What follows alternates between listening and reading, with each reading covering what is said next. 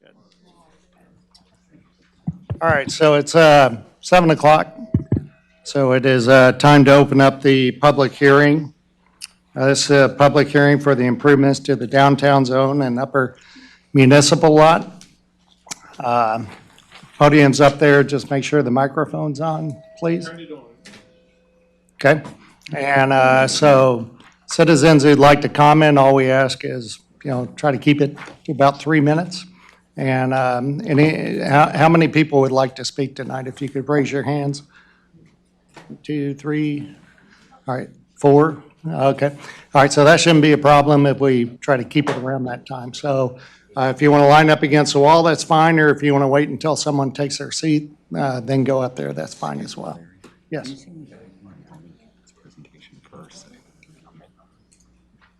think that might have some? Barney, would you like to give an overview on Is what there we're a way looking that at? you can show on the screen, that way before the people speak, you can see exactly what's being proposed, because I don't think the citizens are aware. They see Well, the it's on sign. the website. Is it on the website? Yeah. 4 options are on the website?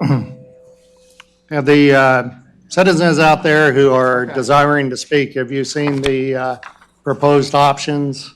Are you aware of this document that has options? You are not? Okay, all right. I just think it would be helpful for you to know what you're speaking about.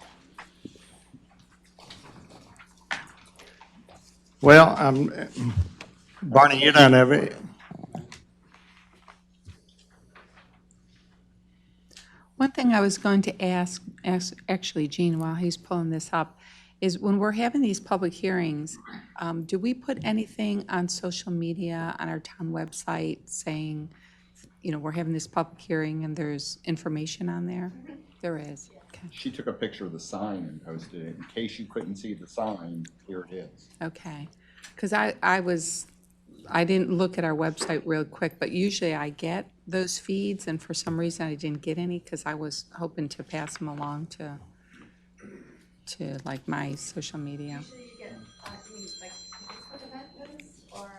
Yeah, like I'll get feeds from the town, but for some reason I didn't get any feeds about the public hearing for this evening.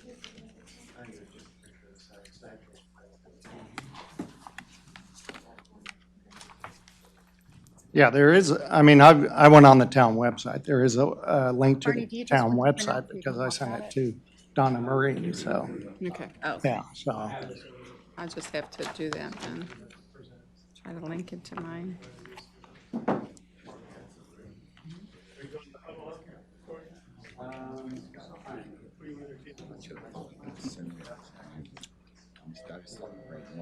Perfect. Is that coming up there? The beautification won't really like this because Tina likes sitting at the table, but she's hard hearing. So you know what? After the council meeting, they'll put the table. Ah, okay, gotcha.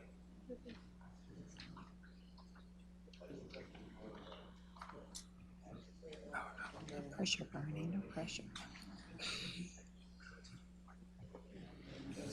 Tell me to refresh it. You have it on the right table? Yep, it says table.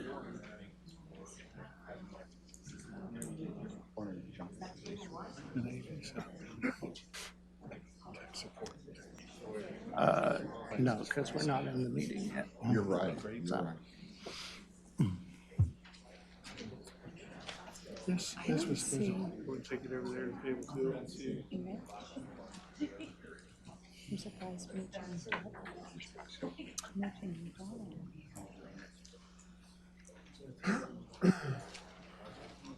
Yeah. Any luck? You want to say? She's not responding at the moment. All right. Well, I'll tell you what I'll do. I'll give you an overview of what is stated in Barneys Report, and then we'll go from there. So last month we did have Mr. Swanson talk to us, so he submitted a letter to us that states a couple of concerns. He's speaking tonight, so I won't steal any of your thunder, but we did take your comments into consideration. And basically now, last month we referred to it as a phase. Okay, there is no phase anymore. This isn't phase 1 of a grand scheme. Now this is options on things that we can do to improve the downtown zone in regards to 3 different streets in the municipal parking lot: Park Avenue, Cross Street, and coming down Center Street, okay? The depictions that Barney has provided us and that are available on the website, although I will admit that getting through a website is challenging, they are there. And option 1 that he shows is strictly the issues that we know exist. You know, problems such as vehicles backing into a roadway off of the municipal lot, sight distance around the buildings, the acute angle of Park Avenue where it joins up to Main Street, some stacking issues on Center Street, and the short angled spaces on Center Street, things like that. So that's his option 1, is doing nothing and you're stuck with all the problems. His second option is an option that takes Park Avenue and pushes it up in a one-way direction. And this one is basically what you saw last month. Okay, so it includes an embankment, it includes pulled-in parking up along Park Avenue, heading basically east on Park Avenue. Okay, and so this is kind of the grand plan that I suspect most of you were going to speak about, because this is what was presented last month. Okay, option 3 doesn't have the embankment on Park Avenue. Option 3 has parallel parking going up Park Avenue. It becomes a one-way street, but it has parallel parking heading up to the east. And then Cross Street stays a two-way street going both directions, but there is no intent to move Cross Street in his third option. Cross Street stays in between the Yesteryears building and the storage area across the street, owned by Ross right now. So Cross Street doesn't move into the municipal lot on option 3. And Larry, if I could, I believe the parallel parking is on both sides. Parallel parking on both sides of Park Avenue. Parallel parking on you, and it would be no other changes except for right at the mouth of Center Street. Right, so basically the municipal lot just gets cleaned up in his third option, okay? All right, and, Mary, yeah. and then, but the slope will be improved on Cross. The slope will be improved in between the Yesteryears building and the Ross property across the street from that, okay? And then the other thing that option 3 does, similar to option 2 and option 4, it makes vast improvements to Center Street. It includes the addition of a right turn lane on Center Street. It includes the cleaning up of all the trees. I believe there's one telephone pole that's being considered for, or electric pole being considered for movement. Right. On that one, and it basically cleans up Center Street and brings it into something that's a lot more usable with a lot less peril in parking, okay? So that's option 3. And then his fourth option that he gives us is one where Cross Street becomes a one-way road as well. And by doing so, what he's able to do is able to put sidewalks in front of the Yesteryears building, heading down that direction. But the road becomes a little bit narrower, but it becomes a one-way road. So that, And Veterans becomes a one-way. So yes, Veterans becomes a Veterans one-way. becomes one-way this way, so you have your circulation. Yeah, and in option 3, it shows it as a one-way as well. Veterans. So in options 3 and 4, the municipal lot really doesn't change much at all. No, the only one where, Except up by, closer to the shops of Yesteryear, yeah, just south of those parking spaces. Right now, they back out into Cross Street, so we're rearranging that on options 3 and 4. okay. All right, so like I said, option 4 takes Cross Street and turns it into a one-way. Okay, so these are the options that we're looking at. In consideration of tonight, although I believe we listed it on the agenda as for adoption, let me take a look here. Okay, we didn't list it as a vote, so that's fine, because what we're not doing is we are not voting on it. What we are doing is forming a consensus amongst the council of a pathway we want Barney to go down. And once he goes down that pathway, then he will do the required purchase per the code in terms of providing the services and the construction for the improvements, those will be voted on by the council. But tonight, all we're doing is getting a consensus that this is the path that we want Barney to go down toward this project. So that's about all we can do tonight. Anything else to add? Yeah, one thing to add is, again, we just drew this up. It's very elementary. So the first, if you want to go down this route or whichever route, our next step would be to go back to the civil engineer and try to get this drawn up, Okay, all right. a little bit better so that we can build it. Well, let's just plan, next time this comes before the council, we'll plan on putting it up on the screen. Right. And be able to show it to the citizens in case they have any comments. Okay. Okay? All right, at that point, Jimmy? Good evening. My name's Jimmy.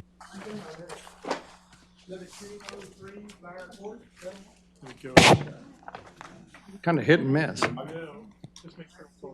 Don't worry, Jimmy, we're gonna turn it on after you speak. Go ahead. It's a green button on the back side. Halfway up on the mic. Is that green?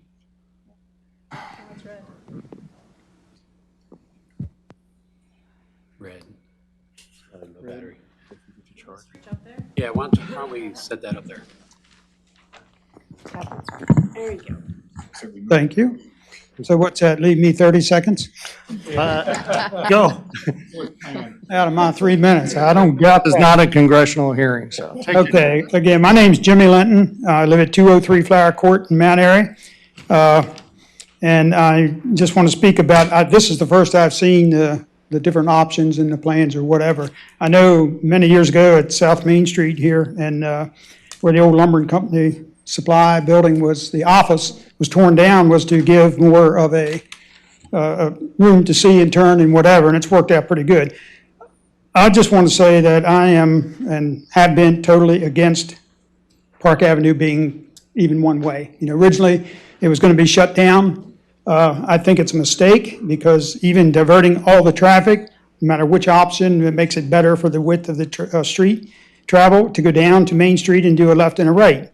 And I say that because I come out Flower Avenue most every day, and there's a pole there. And even with my station wagon, I have difficulty making a right-hand turn without going over the yellow line, unless I swing out before I get to that, and then I'm impeding traffic trying to come in. You've only got 3 streets in town that allow you to ease out. You have Park Avenue, which any trucks on this new arrangement is not going to work too well. You're not going to make a right turn, even now, even if you put a right turn lane in at Center Street and Main Street, because they're going to be across the yellow line. I'm talking about with a car or pickup truck or SUV, that sort, let alone a fire truck. You're always going to have to back up. But with that said, I think Park Avenue should be left the way it is. I mean, you've got Park Avenue, you've got St. James Street, and Buffalo Road are the only 3 in town that allow you to kind of ease out into traffic. Yeah, some people don't like a mirror. Well, then they can use Paradise Avenue, and they could use Center Street if that's what their preference is. The biggest one thing I think should be done first, before any of this is even considered, is to put through the 800 feet of Center Street to find out what the impact is going to be from the additional traffic, if any, that may use that. That only makes sense before I think the tail here is wagging the dog, or we're cart's ahead of the horse here or something, but that should be the first thing done before this is even considered. You know, maybe in my lifetime it's not going to be bothered, but I travel these streets probably more than anybody in this town. I've been here all my life, and I stay in town, and I'm up and down everywhere. And I can attest to what's going on. But Park Avenue, that ease out, is a whole lot better than trying to make a left or a right coming out of Center Street. So put through Center Street, then study and find out what the heck's going on. You do this is just going to choke things up. And Veterans Lane, I'm at the VFW every Friday night, coming in off Main Street. You can't make a right turn, even in my station wagon, as little as that is, let alone my pickup truck, because of the way, that, of course, that's an engineering thing to block off the people that park along there to screw that up. But it's tight. And I know when the study was done using the company that did the traffic study and showed where the fire trucks can make that turn, that was proven wrong unless there's some dirt going to be taken out behind the old Western Alto. So I'm totally against Park Avenue being shut down. I don't think you're going to do anything but create a nightmare down the road, especially after Center Street's open. So do that first. Thank you. Thank you, Jimmy.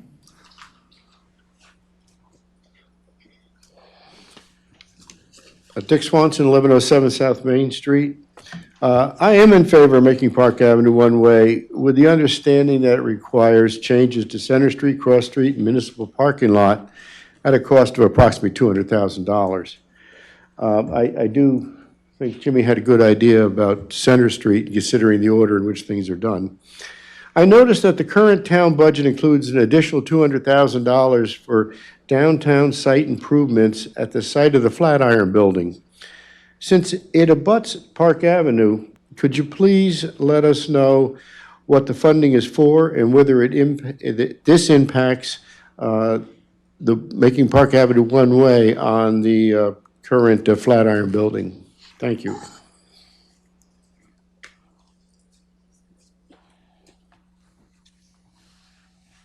Good evening. Hi, my name is Christine Hamilton Sykes. I live at 202 Park Avenue. And unfortunately, this is the first time I've looked at all of these plans. I've been reading the newspaper, so I've been getting a lot of information from that, which I appreciate. And I will look into this a little bit more to be more informed.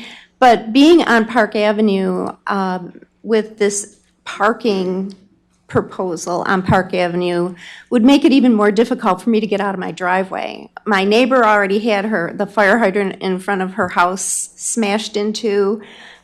We've had a car up on our lawn because there's such a blind spot going around a curve where actually my neighbor's house and my house exist.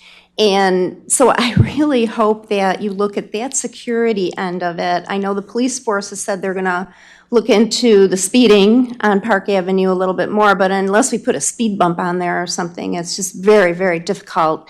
Every day is a challenge getting out of my driveway. The other thing is I really appreciate the first person who spoke because I can't believe that we haven't made a decision about bringing Center Street all the way to 27.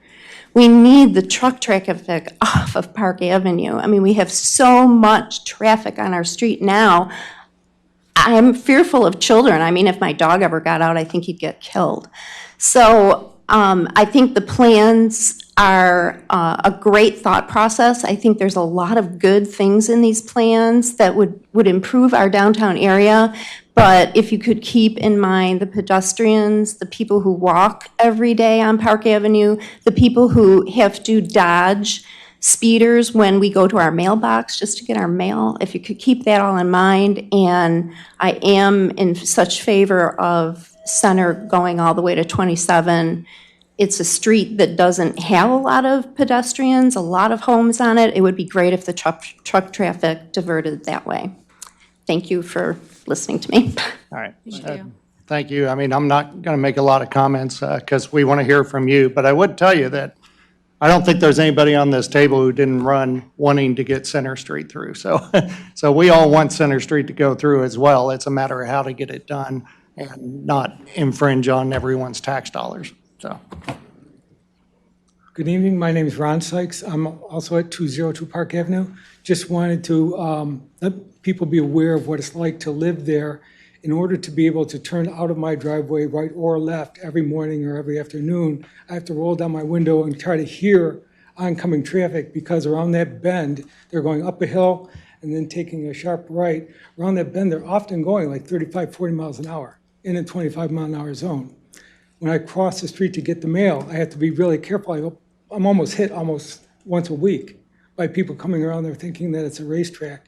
And like Christine said, we've had people up on our lawn. The neighbor has had people up on their lawn just a couple months ago taking out the fire hydrant. People are driving too fast on there already. If you take any of these options other than number one, leaving it alone, and don't address lookout at the same time, you're going to create a traffic problem there because now it's one way all the way up to Cross. So people are going to have to take Lookout. And that's already an issue because it's also a tight curve there. So any semis going through there have to cross both lanes and go around. And there are people parked right up near the edge of the corner. So it's often very difficult to get up through there, through Lookout. So the recommendation from me would be, again, Center Street, but don't forget Lookout when you're doing this because you're just pushing the problems further east if you're just going to go up to Cross Street and deal with it there. So I just wanted to let everyone know of the issues that we have as residents on Park Avenue with the traffic, the speeding, the tight turns, and all those kinds of things. We love living here, but as we get older, it's going to get more and more difficult to get out of the driveway. So thank you for your time. All right, thank you. Hi, everyone. I'm Cherie Cates. I'm the State Farm agent at 14 Park Avenue. And I had the pleasure of visiting with some of the other businesses near my office, and we feel very much the same. But I have a question. Is it appropriate to ask a question? Or is this just for Ask. public speaking? I can't go. Depends on Why how. is it that we're doing this in the first place? Is there a situation where we have proof of injuries? Why are we closing Park Avenue to one way? I think that's a valid question. Barney, you want to take that? Sure. I mean, one of the things is when you come westbound on Park Avenue, coming down, approaching Main Street, it's a hard look to, look over your shoulder to the left or use the mirror or that sort of thing. By the time you realize that it's clear, people are pulling out right into a crosswalk. And so it's really not an ideal situation. So that's one reason. Second reason is if we can improve people being able to walk on that side, if you can narrow the intersection there a little bit to allow maybe a sidewalk, on the Flatiron Building side or whatever, that would help pedestrians maneuver around that intersection. Will it add parking, Barney? Will it add parking? Well, again, so depends on what option we're looking at. So I think all of them might add a few spaces, some more than others. But if you did option 3, you'd have a lot of angle spaces, but then you're backing out into a road. Because if Park Avenue stays one way, then you're backing in the road, which is probably not the best option. I'm sorry, that was option 2. Right. Option 3 and 4, you have parallel spaces. You're adding about 8 spaces on your side of the street. So you'd have parallel on both sides of the street. I'm concerned, looking forward for this, for me and my fellow businesses, we're going to lose visibility for our offices and our businesses, which is our livelihood. So I am not a big proponent of one-way for Park Avenue at all. As a matter of fact, I'm against it. Moving forward and working together and trying to get past all of that, you can't always have what you want. And in deciding this, I have a couple big concerns. One, with parking on both sides of Park, now we have a center lane headed east. We get deliveries a lot every week, and so does Chewie. And there's a lot of children crossing traffic with the psychologist next to me. So what is going to happen when UPS is making a delivery and everybody's parked parallel and then more people or the fire department comes up Park Avenue, there's nowhere for them to go. So I think you're landlocking that whole area in a one-block section. Does that make sense? Is there a place for them to go now? Yes, because there's no parking on my side of the street. So UPS pulls clear to the curb and people go around. And with that, you could take a couple spaces, dedicate that as a loading area. And so maybe you add 6 spaces in a loading area rather than 8 spaces. And that was another concern, which would be a super idea to give. I have a lot of elderly clients, and walking between parked cars to get into my building would be a hazard for them. The curb is uneasy, just having to maneuver across there. Now they're going between two sets of parked cars just to get in the front door. If you could leave me a space for people, even 4 feet, to just walk straight in, that would be lovely.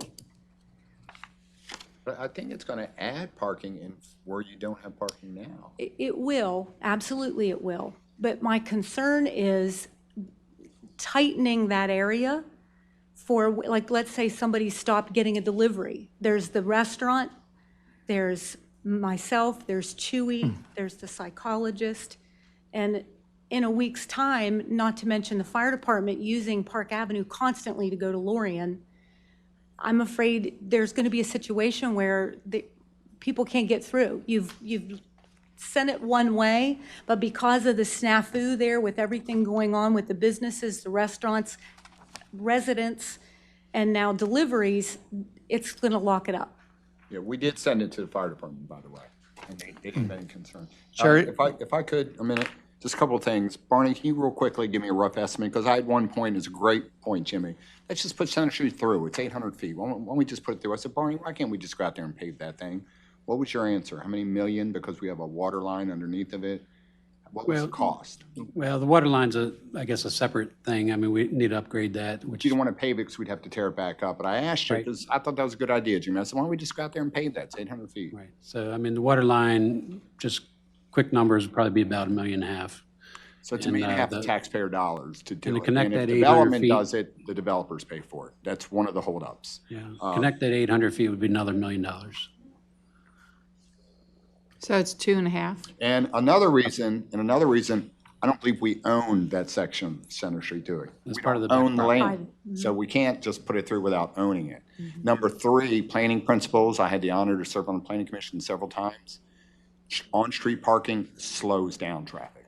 It actually does. It seems unsafe, it slows traffic. You take the cars off the street, the cars will go faster. It's a proven planning principle. Just want to put some facts out there. Okay. Yeah, and no matter what you do, if you want to put Center Street through, you have to improve both ends.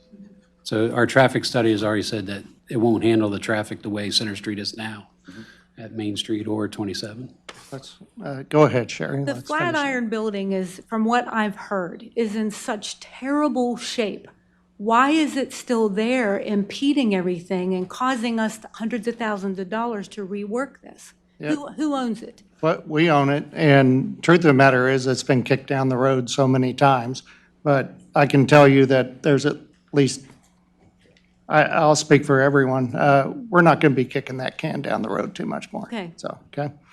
We just need to sit down. We have a new town administrator. We got some ideas that we need to kick around amongst ourselves, but there's some plans in So works. if freeing that section of the road up could resolve left and right space, turns off of Park on to Main or vice versa, with the building gone, why do we need to do all of this other stuff? And let me ask you one question, getting back to what you asked earlier. And, like I said, we want to do more listening than talking. But, what if we got rid of that parallel parking on your side of the street? What if we turned it one way but didn't have parallel parking on your side of the street? Doesn't that open up the opportunity for UPS and anybody else and still be able to get the fire trucks around? Yes. So that might be a good modification if we decide Or to loading go zones. one way. Just think Yeah. about that. I Okay. think that's a Loading super zone. All right. important point that might be overlooked here. Yeah, so those are good comments. Okay, so, and is Cross Street would stay where it is, or is it going to snake into Depends the on the back of option. yesteryear? In option 3 and option 4, it stays where it's at with an improved slope between the yesteryear's building and the property across the street from that. It does not go through the municipal lot under his option 3 and option 4. Is there an option for it to snake behind the shop Yes. of yesteryear? Yeah, Okay. that's option 2. Okay, so something to consider. That is now housing karate lessons for kids. And if safety is a huge concern, what I'm hearing, you might want to think about taking Cross Street in an S shape behind it because there's no entrance into the building back there. Okay, Food for thought. all right. And if you could keep multiple exits and entrances into the municipal parking lot in play. It would be very helpful when we have huge town events. People are going to feel trapped. They already just want to get home. So please keep that in mind for our enter and egress out of the municipal parking lot. And thank you for your time. I really appreciate it. Thank you, Cherie. So, Good evening. My name is Dan Ross. I'm the owner of the PLS building and the self-storage across the street. I've also done some contracting in town, as most of you probably know, and I'm just going to offer my 2 cents from being at this property and observing the traffic heading south on Cross Street from Center Street. It's a very difficult turn. It's steep. I actually noticed cars accelerate hard coming up that turn. So personally, I'm for option 4 with making that a one-way. I think that people will get used to driving in a circle all the way around that big block, if you want to call it that, down to Main Street, south on Main, and then east on Park. I can't speak to, my business is not on Park Street, so I can't speak to all the parking concerns there that Cherie and some other folks have talked about. So, but I do believe from a safety standpoint, having a one-way on Cross Street to turn left to go down to Main Street or to turn right to future 27, I think is a much safer route, and I think that it would be better for pedestrians and travelers, and in particular delivery trucks, whether it be a UPS truck or a single-axle tractor trailer that needs to make deliveries to whatever other businesses. And if they're always going around, that trying to make that turn coming up with a truck is very difficult if you're heading up the street. Going down and making a left, if it was a one-way, it makes it a lot better. I don't really have a whole lot other than that to offer. Thank you. thank you, Dan. Hello, my name is John Bordeaux. I live at 708 South Main Street. I'm speaking here mostly because I'm interested in starting a business sometime down the road soon, and the whole Center Street to 27 thing is a spectacular opportunity if planned and executed properly. I was looking at all the options, and somebody alluded to it earlier that it'd be great if Center Street opened, or Center Street connected all the way through to get more data, but planning this before we open that is much more high priority because I've seen towns open streets without fixing the initial problems, and it's an absolute disaster.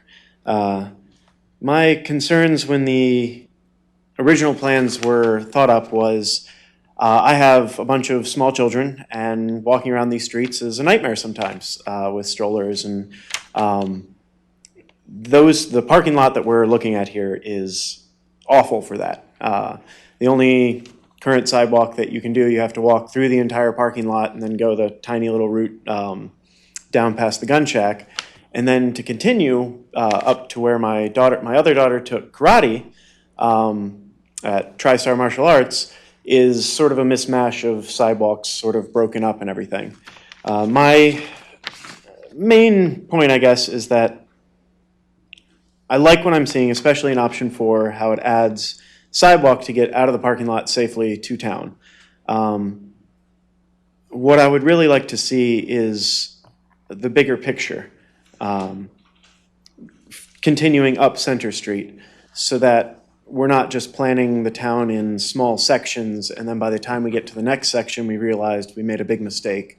That's going to be really hard to undo. And you add a lot to this small little cross-section of the town, but there's nothing to show how we're going to prepare the rest of Center Street for when it opens up. And from the Design Collective's view on the town, it looked like we were supposed to have some sort of plaza leading down the hill there. And there's no address of how that's going to look on here or how the sidewalk will adapt right there going down into where the Blossom and Basket is. There's no indication here of what will be done sort of to highlight the entrance of the rails to trails if something's going to change there. And I feel like it all is interconnected and it has to be thought of together. And I understand, budget in small pieces, but it's hard to plan one without really addressing them all. Thank you. Thank you. Thank you. Hi, I'm Brian Baker. I actually live on Cross Street. I'm at 207. I'm right on the corner. I'm not a big fan of option two, just snaking. I don't understand why we're going to spend the money in order to do that when we have existing roads. Let's just clean them up and move them right there. Option three, I mean, it's fine. My biggest concern is for option three and option four. Option four specifically, it's a one-way street. How am I going to get out my driveway? Do I have to turn right, come down my driveway and circle all the way around to come back out to Park Avenue? So that's a huge concern for us. I don't know if that was taken into consideration whenever these plans were drawn up. But you do still have some residents sitting on there, so if you could keep them in mind, it'd be greatly appreciated. So that's what I have to say. All right, thank you.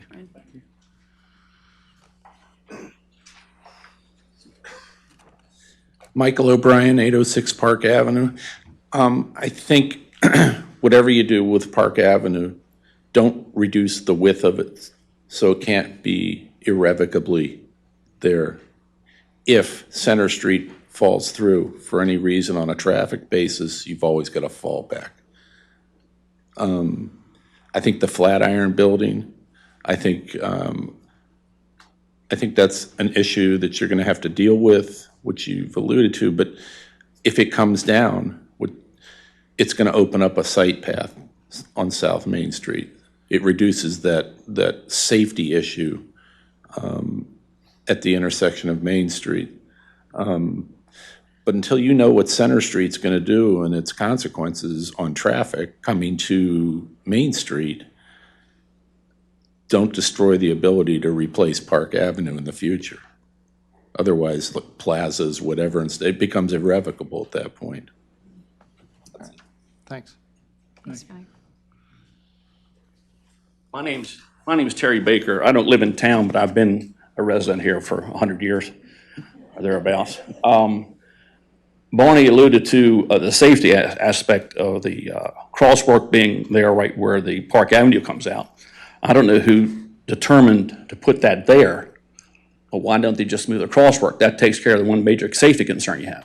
People use that all the time, and people don't try to make a U-turn there anymore. They've learned you don't do that. You're talking about the speeding on Park Avenue.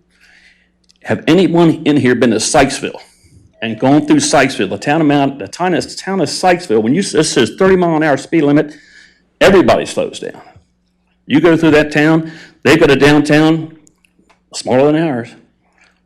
Nobody flies through that town. Nobody. I'm not picking on anybody here, but they've done something over there to get people's attention. And I think we need to get people's attention because we keep hearing all this stuff about people speeding through the boundary, all different places, and we try all different options. I don't know what the solution is, but I think if you fix that, you fix a lot of problems with Park Avenue. I don't think you should close Park Avenue down one way. I think that's a mistake. I think there's a lot of reasons that people want to do this, and I don't know if it's all for the right reasons or just because somebody's got in their mind that's what they want to do. Thank you. Thank you. All right, not seeing anyone else run for the podium. That'll conclude our public hearing for the downtown zone and upper municipal lot parking lot. So I really appreciate everyone speaking up. I think there were some good ideas, some things for me to think about certainly, and I'm sure everyone else agrees. So with that, we'll close out that public hearing, and unless somebody objects, we'll go right into the next public hearings. Everybody up for that? All right, our next public hearing is the public hearing proposing changes to the town's sign ordinance codified in Chapter 112 titled Zoning, Section 112-11. So is there anyone here to speak on the sign ordinance? If there is, please hold your hands up so I can see. We got one. All right, with that, Roxanne, the podium is yours. Hey, Larry, can I make Yeah. one comment Sure. on the sign ordinance? The packet that I think we were included is missing the comments from the Carroll County. We did make copies of Board- that. Yeah, okay, 'cause I've got it. I And just we wanted- made copies for everybody, Okay. because you're right, those are great Carroll County, comments. is it? Is that the Realtor land? Yeah, there's a Frederick Okay. County All Realtor and a right. Carroll Yep. County Yep. Realtor. Okay, all right. Now, John, do you John's have got- copies? Do you have them? Can you, everybody take one and pass it down? All right, and Roxanne, the Okay, floor is yours. Roxanne Hemphill, 605 Park Avenue. Also the Planning Commission chairperson. I'm just speaking, first off, I'd like to thank my commission for this arduous task. If anyone knows, sign ordinances are probably the hardest and the most time-consuming ordinances to develop. As you see, we've been at this for a while. I think that this is the best that we can do. I think we answered most of our questions, and I think it's fair to everyone. And I hope that that you can pass it when it gets ready. Yeah. I will jump on the roof if I think y'all did a good job too, Roxanne. I know everybody's got some comments on it tonight, but I think you gave us a good foundation to work with, so I appreciate the Planning Commission for the work they've done up to this point. And unless somebody else wants to speak on that, we will close out the public hearing for the sign ordinance. Okay. And does anyone need a break before we go into our council meeting? I just need to resort my paper here, so. We'll have a musical interlude. Follow Barney. the bouncing ball. Okay, so time is about 7:43, and at this time, we'll go ahead and open up the council meeting and start with the Pledge of Allegiance. Pledge allegiance to the flag of the United States of America and to the republic for which it stands, one nation, under God, indivisible, with liberty and justice for all.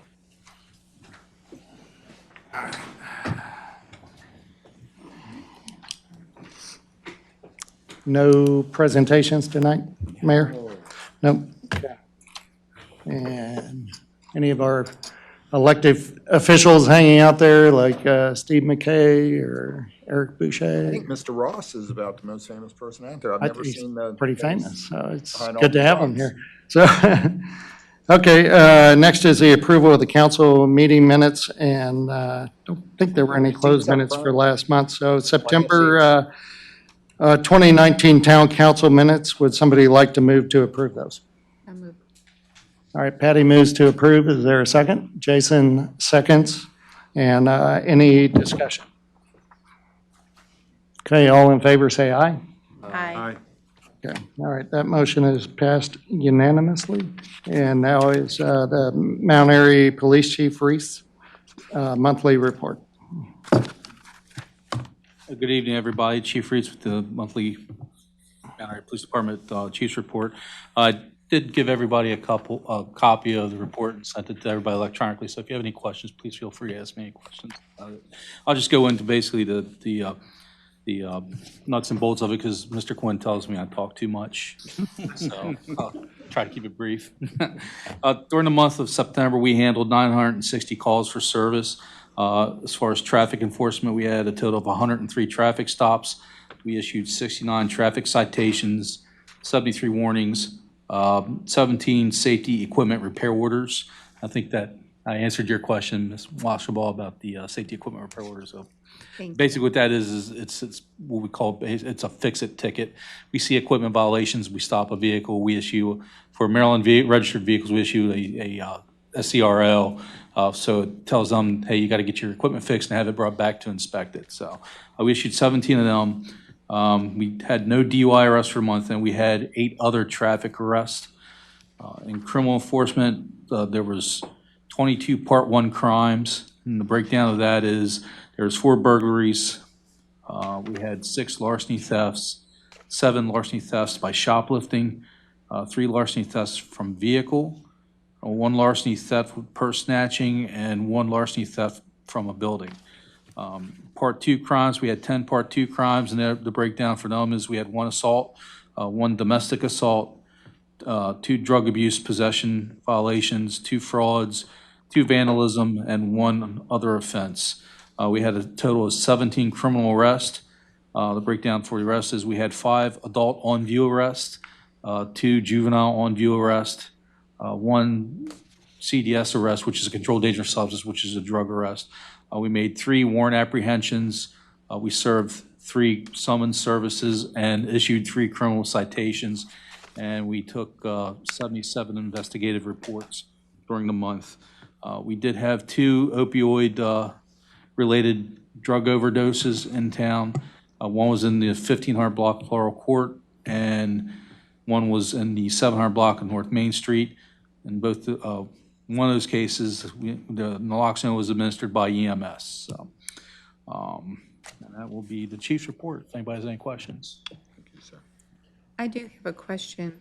I think in your report on, was it September 18th or 19th, you and Lieutenant Snyder attended a feasibility interview for the police station? Yes, we were interviewing, we participated in interviews with the architects, right? Architect firms that put in for that, and I believe Mr. Quinn's going to address that later on in the meeting as we move forward. Okay, so, wonderful. Thank you. I did like the article in the Times, Carroll County Times, about a new officer, the 4-legged one. Oh, yes. At Titan. So. Who's watching over Titan? Officer Medeiros will be his handler. Okay. So he's going through like a month-long acclimation period where he's adjusting to family life with the Medeiros family. He's getting used to the kids and the other pets and his new living arrangement and so forth at the home. And then we'll be going through like a six-week handler acclimation course with the dog moving forward once he's adjusted to everything. So yeah, is this dog primarily a drug sniffing dog, or what's his talents? Well, he is cross trained. Okay. He's cross trained in patrol and bite work and narcotics.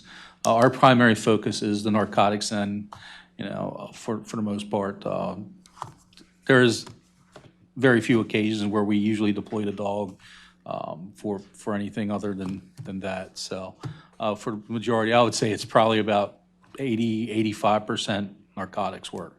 Okay. All right. Thank you for your report. Moving on to the Mount Airy Volunteer Fire Company report.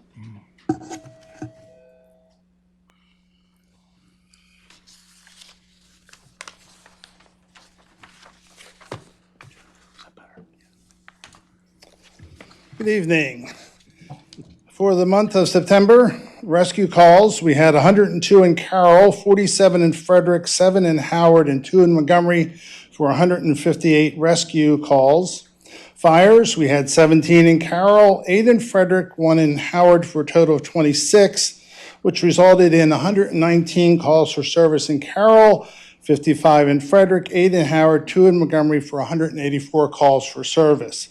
October is Fire Prevention Month, and so you probably have seen our apparatus out and about, visiting daycare centers and the schools for our usual programs that we put on for the kids during this month. We always have a fire safety open house, and we've traditionally had that on Sundays, but turnout wasn't real good, especially when we had to compete with football. So we are going to have it this Friday night at 5:30, and you can come and get a hot dog. So you can get supper, and that will be 5:30 starting at the firehouse. And we hope to see a good turnout, and it's an experiment to see how it works having it on a weeknight, but hopefully it'll be better than what we've had on Sundays. We have our breakfast coming up on the 20th. We have the barbecue chicken drive-through on the 27th, and the auxiliary will be having their usual community dinner on November 1st. Thank you. All right, thank you, Bruce. All right, next we have community concerns and citizens' comments. If you're here to speak on Dorseytown, you'll get a chance in just a minute, but is there anyone who wants to speak on something outside of Dorseytown tonight? All right, so we'll move on to ordinances and resolutions, and our first resolution is the annexation resolution for Dorseytown, and this is up for adoption tonight. Okay.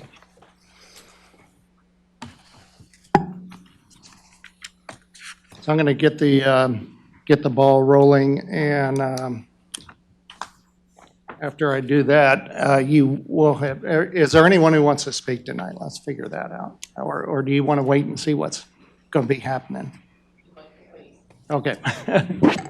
All right. Well, let me give you a little bit of background here. We pulled out all the paperwork on the Dorseytown annexation resolution and agreement, and there's references that go all the way back to 2011. Okay. The current plan goes back to the summer of 2018, and it references February of 2016 when the agreement and annexation plan was brought forth in 2016. So we know this thing's been kicked down the road numerous times, and we're hoping to put a stop to that tonight. Okay. In 2016, Fall Development was asked at the Planning Commission's request to speak to everyone in Dorseytown, and basically said, if you're going to bring this annexation agreement up, why not include everybody in Dorseytown? So they did their footwork, and they were able to put together an annexation agreement that included, or annexation plan that included everyone in Dorseytown, even though a handful of citizens signed the petition. Okay. Not all citizens of Dorseytown signed it. So in December 2018, I'm sorry, in summer 2018, it arrived at the Planning Commission, and again, it received an unfavorable recommendation from the Planning Commission. That was based on a concern of having enough water to get it done at that time, and it also stated a lack of public benefit to completing that annexation. Okay. December 2018, we had a public hearing. There were mixed comments. Some of you spoke on behalf of getting it done, and some of you were very concerned, and all of you were very concerned about the cost of hooking up to town water and town sewer, and I don't blame you for being concerned about that. January 2019, it came up to a vote. And the easiest thing the council could have done at that time would have been to put it up for a vote and reject it. That would have been the easy thing. We decided that we weren't going to kick the can down the road. So what we did was came up with basically a grandfathering of the current residents of Dorseytown that basically allowed you to stay on water, your well water and your sewer, as long as it was operating correctly. And as long as the state didn't come and mandate that you had to switch over. Okay, so that took a lot of, it eased the minds of several residents over there, I feel. Everybody was kind of on board with that, and it eased us into the process. But the other thing we did was we talked to the developer to see if he could help the residents, all the residents of Dorseytown, in being able to fund the fees, the associated impact fees and everything that came with hooking up to town water. And they were agreeable to that, which I think is terrific, and appreciate them doing that. And then we waited as we continued month after month, as you all know, to try to finalize the annexation resolution and agreement to something that benefited the developer, benefited us, benefited the citizens of Dorseytown, but also benefited the entire town. Okay, and where we got stuck was on the development of Ellis Road, the improvements that needed to be made on Ellis Road. Okay, the town code has a particular standard that has to be met, and we hold that to every developer who comes into town. So, you know, up here we just saw several houses built across from Pine Grove Cemetery and Pine Grove Manor. Okay, they were held to all those standards. Okay, the concern is that if we back down from our standards, we set a precedent that we don't want to set. It makes it more difficult to plow the roads. Safety is a concern with the fire department being able to get in and get out of houses. And it also potentially creates something like a flag lot, which is strictly forbidden in our code. Okay, so we have certain standards that we have to maintain, and we intended to enforce those in the development of Dorseytown if it were annexed and developed, okay? So with that in mind, and understanding that the developer was concerned about the standards that he would have to build to, it was stated to us that would probably be a deal breaker on the Dorseytown annexation resolution and agreement, okay? So once again, we backed off a little bit and we said maybe we could put some language in there that would provide some comfort. And that language basically is that we understand it's a difficult project. We understand that there are things that we don't know along the dirt road that's at the bottom of Dorseytown. We don't know what's been dealt with by the developer in terms of what his overall plans are. I'm not even sure the developer knows yet what his opportunities are going to be back there. But what we do know is that we can't back off from town standards in terms of road development. But what we can do is we can say, since we don't know, let's have that discussion later. We'll get the annexation done, and then we'll be able to figure out exactly what you're going to be doing down there, how many lots you're going to be able to create if somebody wants to do something unique down the road in terms of property that they already own. And those are all unknown. So we agreed that that conversation can occur later, okay? We always reserve the right, though, to hold them to town standards, okay?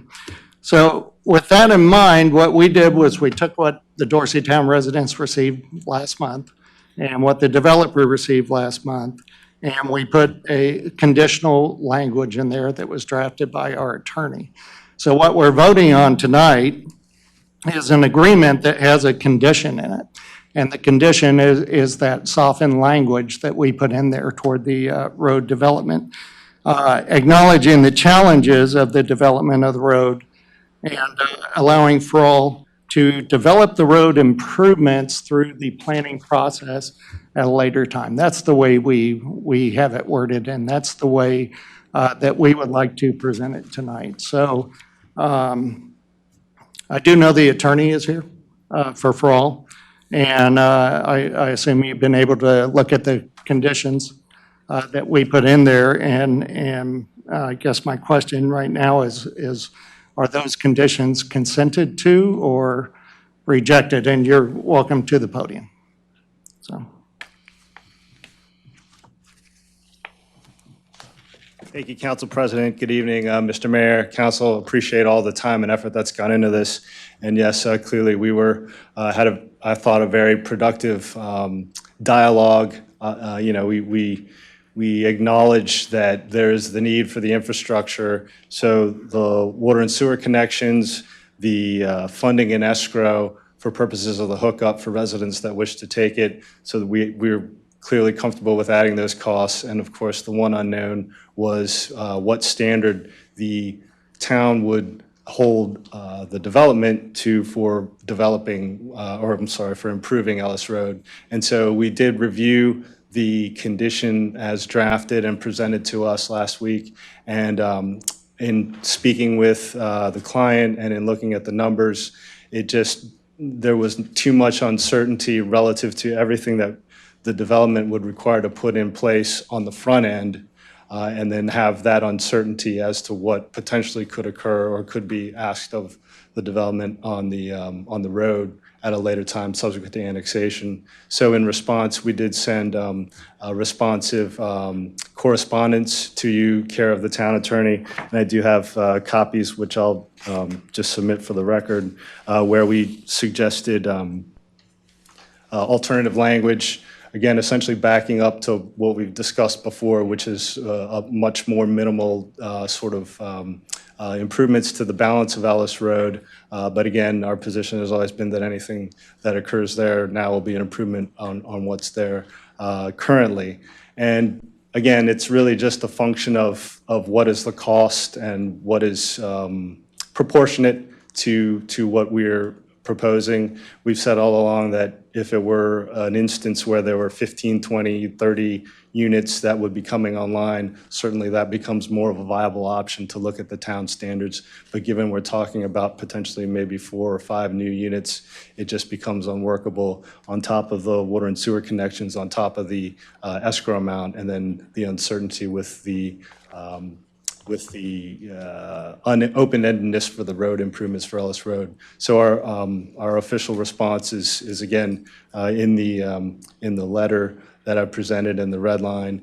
We would not be able to accept the annexation agreement as drafted with the proposed section with the road condition as conditional. And so short of that, if you were to vote and approve on our language, we could certainly abide by that condition. But we wouldn't be able to, and I'd stipulate that if you are going to, I guess, present the town's language, it's acknowledging that you've rejected our sort of counter proposal and reserving all rights for the petitioner. Thank you. I'm here to answer any questions. All right. Can I find your letter real quick here? Thank you. Yeah, the council has the draft of the letter that was sent from the attorney for all developers, and I do. I have it, and Tom has it. Jason, Okay. Tim, I don't know if they need. Sorry.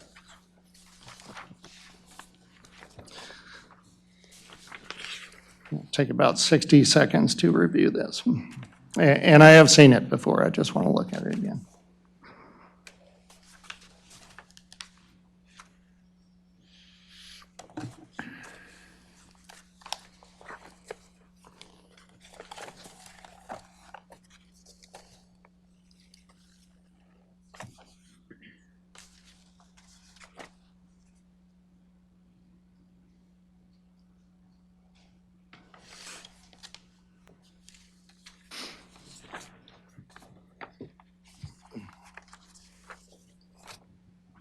Is everyone ready to continue our conversation?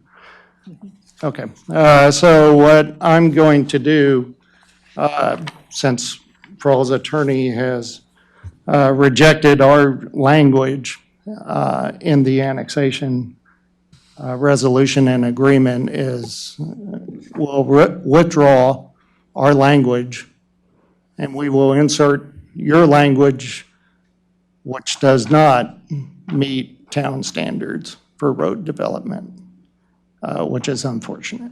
So I think I'm ready to make a motion. Is there anything else at this point? I'll make a motion that that the annexation agreement and resolution 42 be presented for a vote with the language per Frall's attorney in paragraph 8 of the resolution and paragraph 8.1 of the annexation agreement.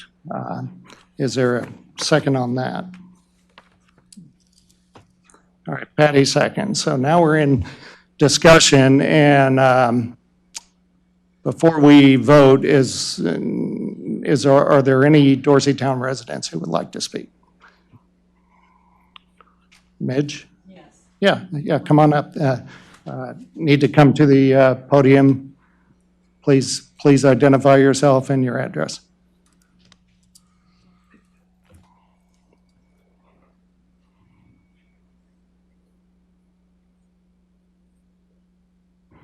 I have a petition signed with people who are opposing this in Dorseytown.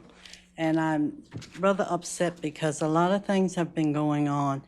A lot of things has been discussed with the town and the developer without the people of Dorseytown. And I don't think it's right. And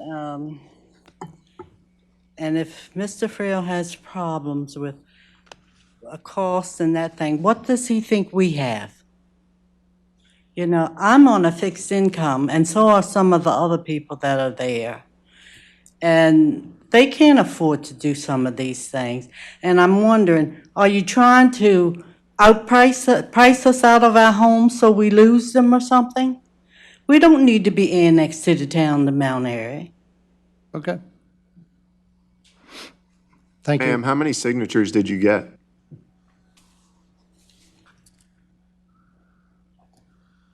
Separate homeowners. 6. 6 homeowners. 6 separate homeowners. Are they, from the last time that the petition was sent to us, is that roughly the approximate same number that was signed? You didn't get one from me, you got one from whoever sent Wait. out the developer Okay. or whoever. Yeah, we had an adequate number, but I Mitch, think are you got those, 5 on that. yeah, are those individual, or they're like two people who live in the same house, or are they individual houses? It's one place where 2 people live in the Okay. same house. The rest of them are individual homes. Okay, all right. And how many residents in Dorseytown? Yeah, we're trying to figure out the percentage. There's so we can legally- 9 owners, including for all. Does Frog There, get 5 votes for 5 lots? no. Okay. Okay. There's 9 Then- owners and you have 5 against. Yes. Okay, Thank you. No, I'm not finished. okay. Now, last week I knew that you would, someone was down in At the end of the road. Dorseytown. Yeah. Okay.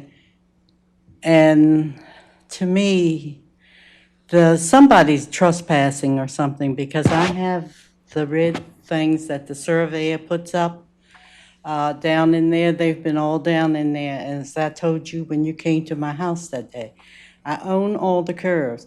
Now, if you're going to discuss that road, you're going to do some discussing with me. And I think it's wrong for you to annex us when we don't want it. We've been there since 1898 when my grandfather was there.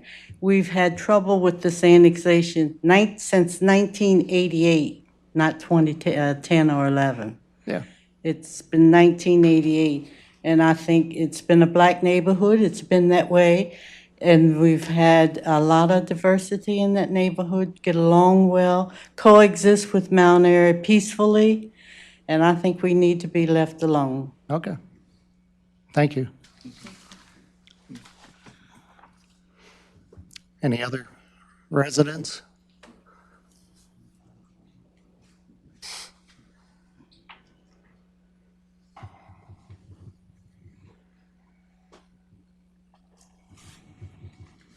Good evening, Mayor, members of the council, and citizens of Mount Airy. I am Sheila Cook, property owner at 1313 Ellis Road, Mount Airy.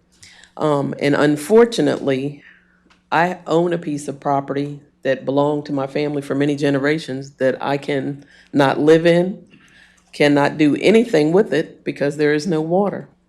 And if I recall, at one of the council meetings, there was some discussion about individuals that may not want to be annexed versus those that need to be annexed, i.e. me.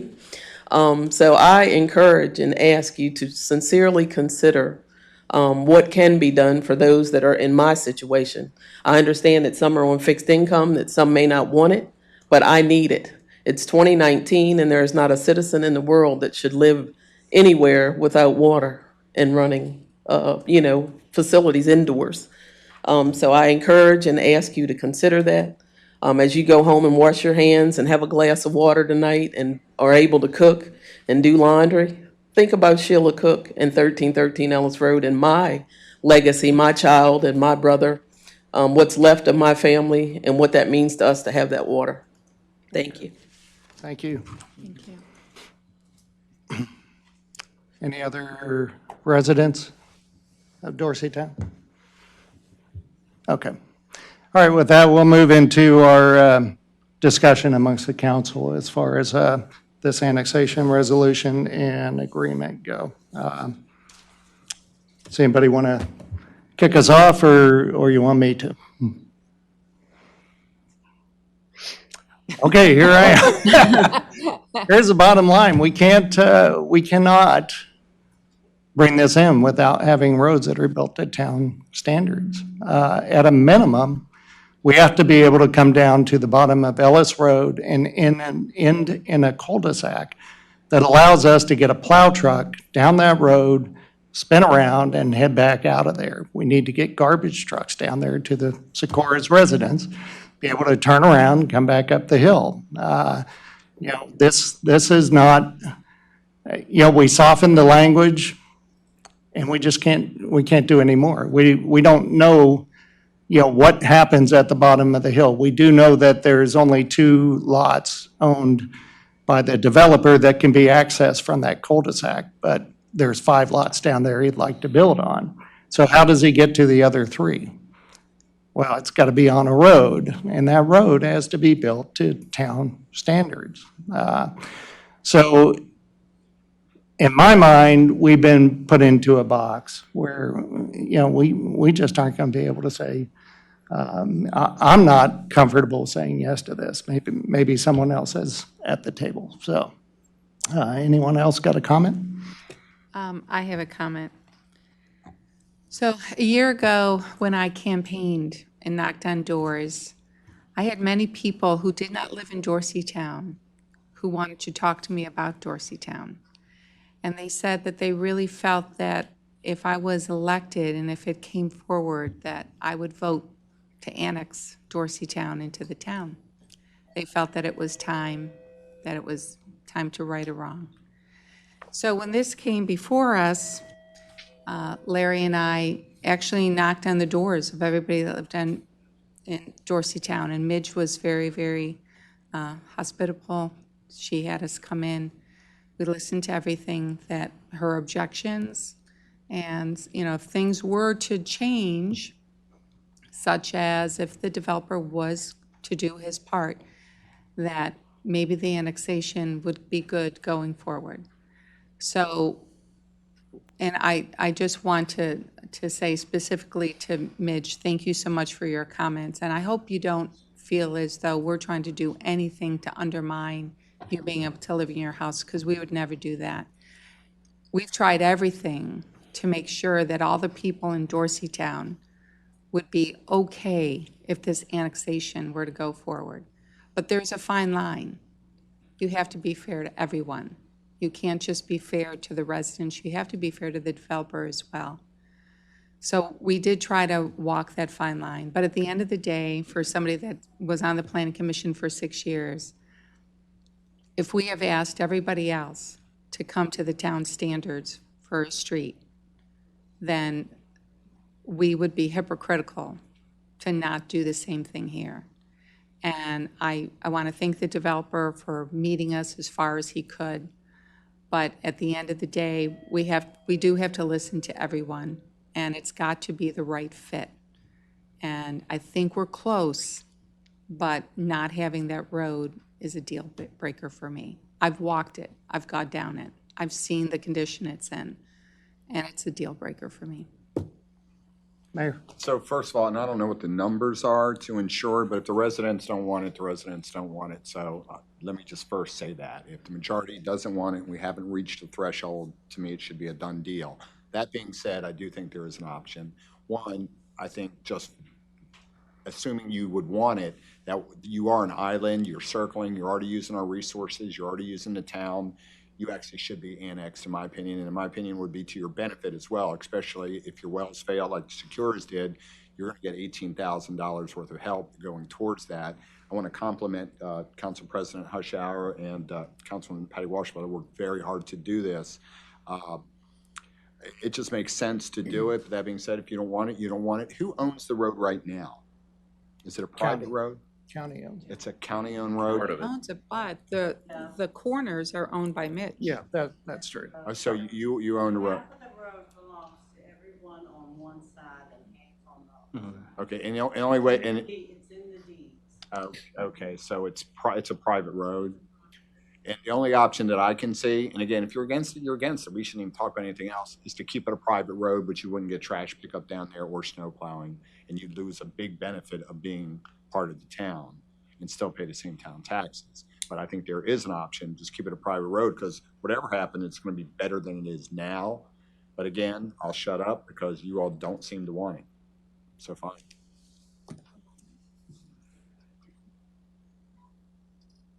Backyards and front yards, some of the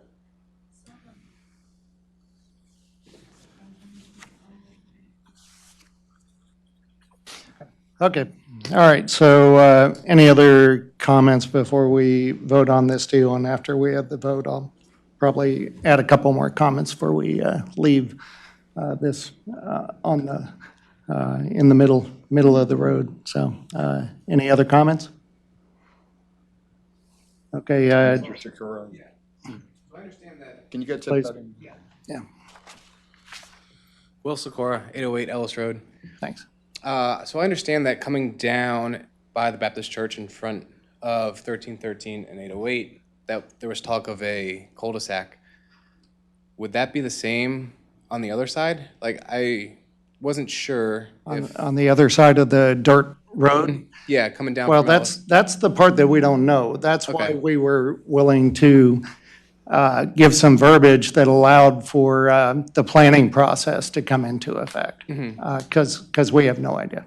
Yeah. And I don't think the developer has any idea at this point, because there may be opportunities down the road or something.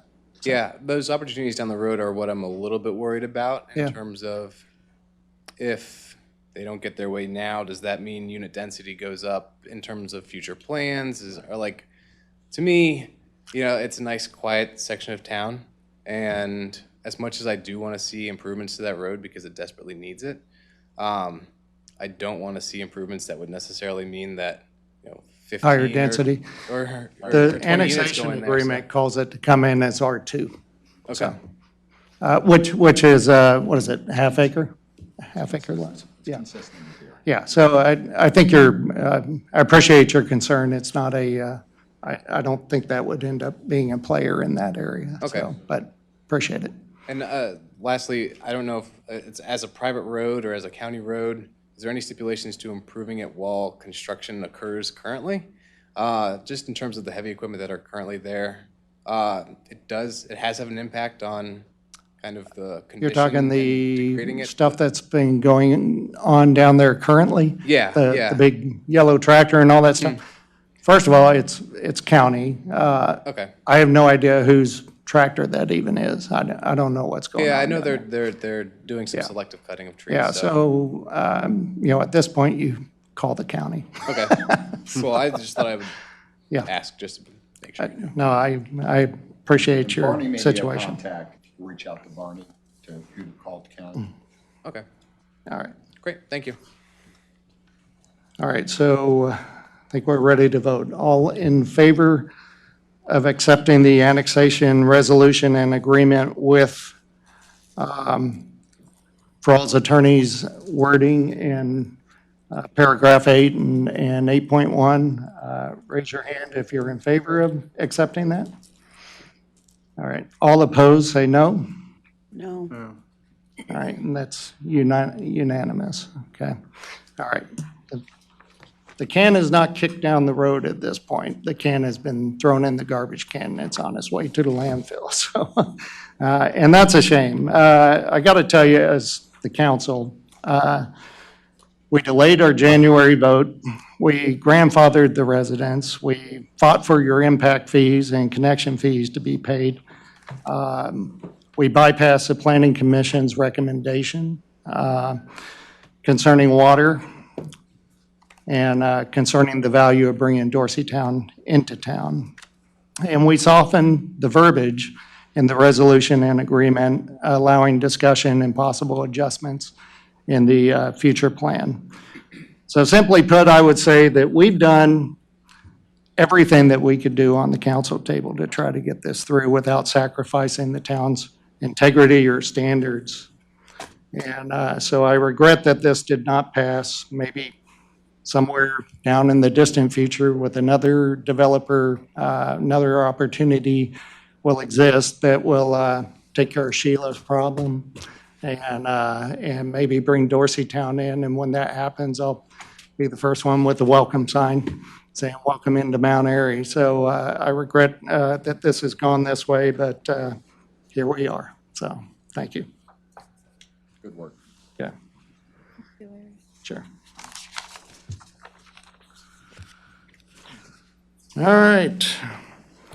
Next on the agenda is the 2019-9 text amendment, neighborhood professional district, and this is for reintroduction. I'll move that we reintroduce this. I'll second it, Larry. Okay, and we need to set a public hearing, which I assume would be 7 PM before the November council meeting. How does that work for everyone? Okay, and that is, what is it? November 4th? Okay, November 4th. Do we want to go 7 or 7:15? You think? Let's see, what do we? Are we doing anything, any other hearings that month? There is the Voslo property that you're gonna, which just got voted on at the planning commission. So at some point, you're gonna have to set that. It will be a longer type hearing, I would imagine, because it'll be more of an evidentiary hearing. Oh, yeah. Okay. But is that for the November meeting? Okay, I'm just saying, okay. But I think that one, yeah, since we haven't included that one on here, so we'll set that one. So let's say 7:15 and just plan on doing the neighborhood professional district one next month. So 7:15 for a public hearing next month. Next is 2019-11. That's the revised sign ordinance. This is for adoption as well. It was introduced last month.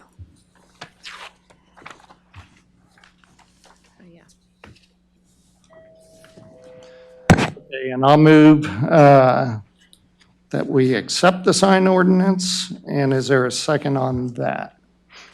As drafted, or is this just for discussion? As drafted, then we'll go into discussion, and whatever needs to be changed, we can talk about. And I don't think he meant to say Thank you, for Jason. acceptance. Yeah. It was Okay. just for All right. discussion. All right. Got it. Okay. I'll second that one for Okay. discussion. All right. So brought in by me, Carl seconds, and now we're to discussion on the sign ordinance. Anyone? I'll start off. Go ahead, Pat. I think there's a number of issues we need to verify, just a few that I'm concerned about. Feather banners have been popping up all over town, and I'm not opposed to them being allowed on the same grounds as banners are allowed, but I think they should fall underneath the same standard as a banner. My concern is that the town is going to look hideous with everybody competing to have their banners up. We're going to have flags everywhere. But if it stays under the realm of a banner, I see no problem with that. I'd like to see that verified. I'm not sure it is, John. I'd like to see that. Open flags, let's see, they're allowed during the hours of operations only. Is that currently in there, John? Okay, that's okay, because they are popping up. Did my number 2, lighted signs are not illuminated from downtown zone should not be allowed. So the downtown zone should have a different standard. They're not allowed to have box lighting, right?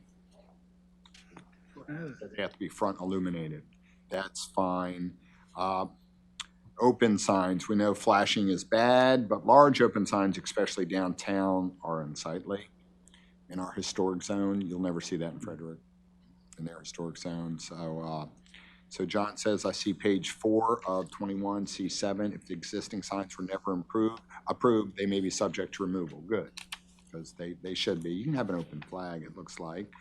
Also, did we protect from the new signs that will pop up with the provision that states unless noted, subject to zoning administrator's approval?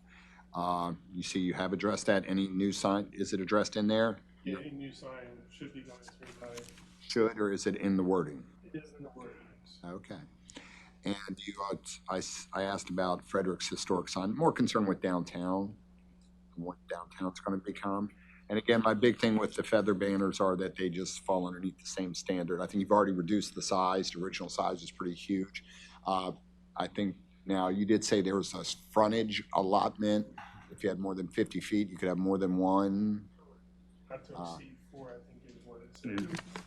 Not to exceed 4. Total 4. So if you had 300 feet, you can only have 4 feather banners. Yeah, I would take a good hard look at that, and again, to keep those feather banners to the same standard that we hold our current square banners. Thank you. Oh, and of course, I know everybody else bring this up, a realtor wrote some language that I think ought to be incorporated. It's just how we term things. There was 2, you know? Yes, sir. Okay, I guess I'll go next. Yeah, as the mayor brought up, there are 2 letters from realtors that we should look at, from realtor associations, one in Frederick County, one in Carroll County, that we should take a look at to try and incorporate their comments into the sign, because I can see the reason of it where it could be causing some issues later down the road. Another question is, reading this, as the mayor brought up, there is a downtown zone. Was there any particular reason why there was not separate, I want to say, regulations for the downtown zone? Because the downtown zone is also like the historic district of town too. So I think we would want to keep the signs of down here a little bit more historic looking than what would be in the rest of the town. As I was reading through it again today, last couple of days, as I realized it didn't really have specific, except for all the signs previously in the commercial zoning were acceptable, except for certain ones were prohibited. Yeah. So that might need to be some revisions to that as well. Like put like a downtown zone, okay. All right, also, I was reading like a sign, there's no definition of a dilapidated or abandoned sign? It is. It is, okay, maybe I, Basically, C9A, which is signs in which yeah, but what is it? I mean, I guess I'm looking from the, there is something prohibited, abandoned, dilapidated, but how would Matt Betts, the town code enforcer, define what is abandoned and dilapidated if there's no specific definition? no longer there and, it's burnt out or, in a form of disrepair. I'm just making sure that, the police department, has someone together, someone can't challenge us saying, oh, well, it's not abandoned, it's not dilapidated, outside of what common sense would dictate. Could we just add a definition? Yeah, that's what I was asking. Could we just add like some common definition, not just like example what it as, is. The definition of abandoned. yeah, what abandoned or dilapidated is, more so than anything else. Let me, sorry, got a couple here.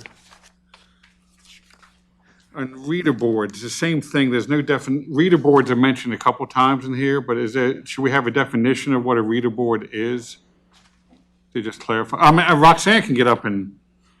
There is a, I can't because my balance. Oh, sorry. There's a whole section, this is temporary signs, there's a whole section that we started out with that has definitions of every single sign we use, which needs to also, I guess we needed to include that.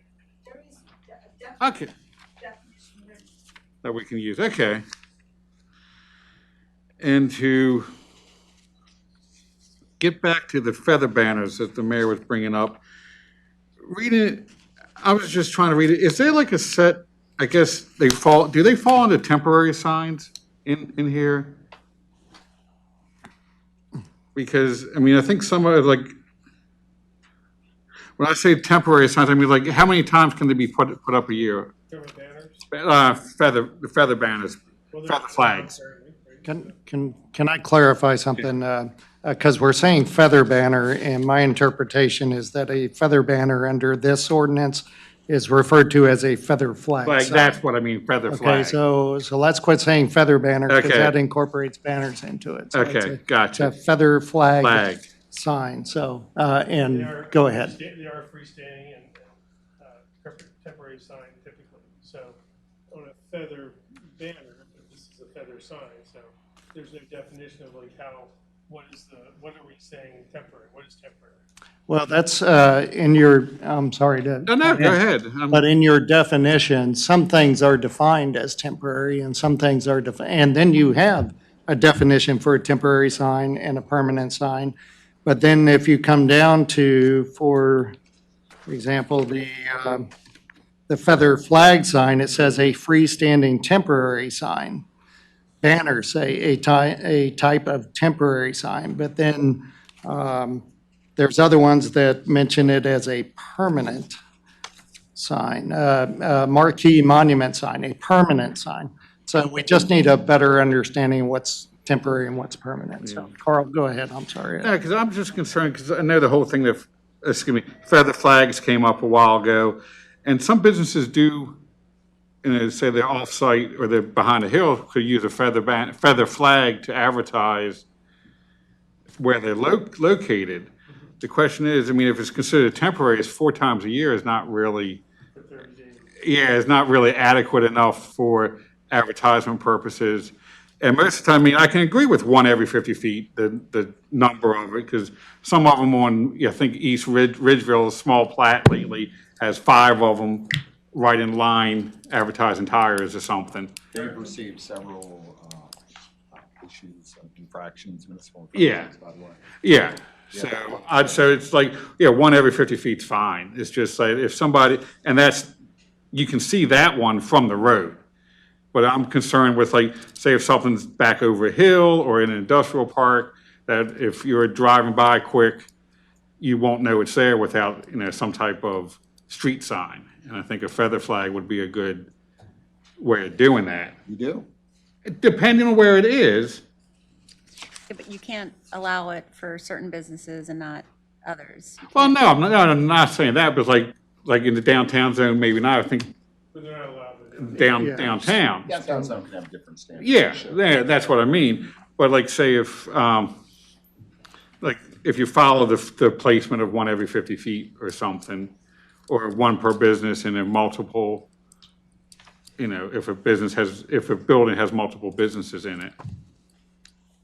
I don't know, I'm just kind of trying to say, if you don't, like this business over on, Back Acre that does it from time to time, and if you're driving by it real fast going down that way, you would never know that youth play has it up I think every it's once in a that while. youth inflatable place. I know where you're talking about. Yeah, youth play has them up every once in a while on the weekends, and if you're driving by fast, you never know, without that flag there, you would never know the business is there. But I'm afraid if you make that a permanent sign, you're really going to degrade the neighborhood. There's other permanent signs you can do, and I think that's what we should do.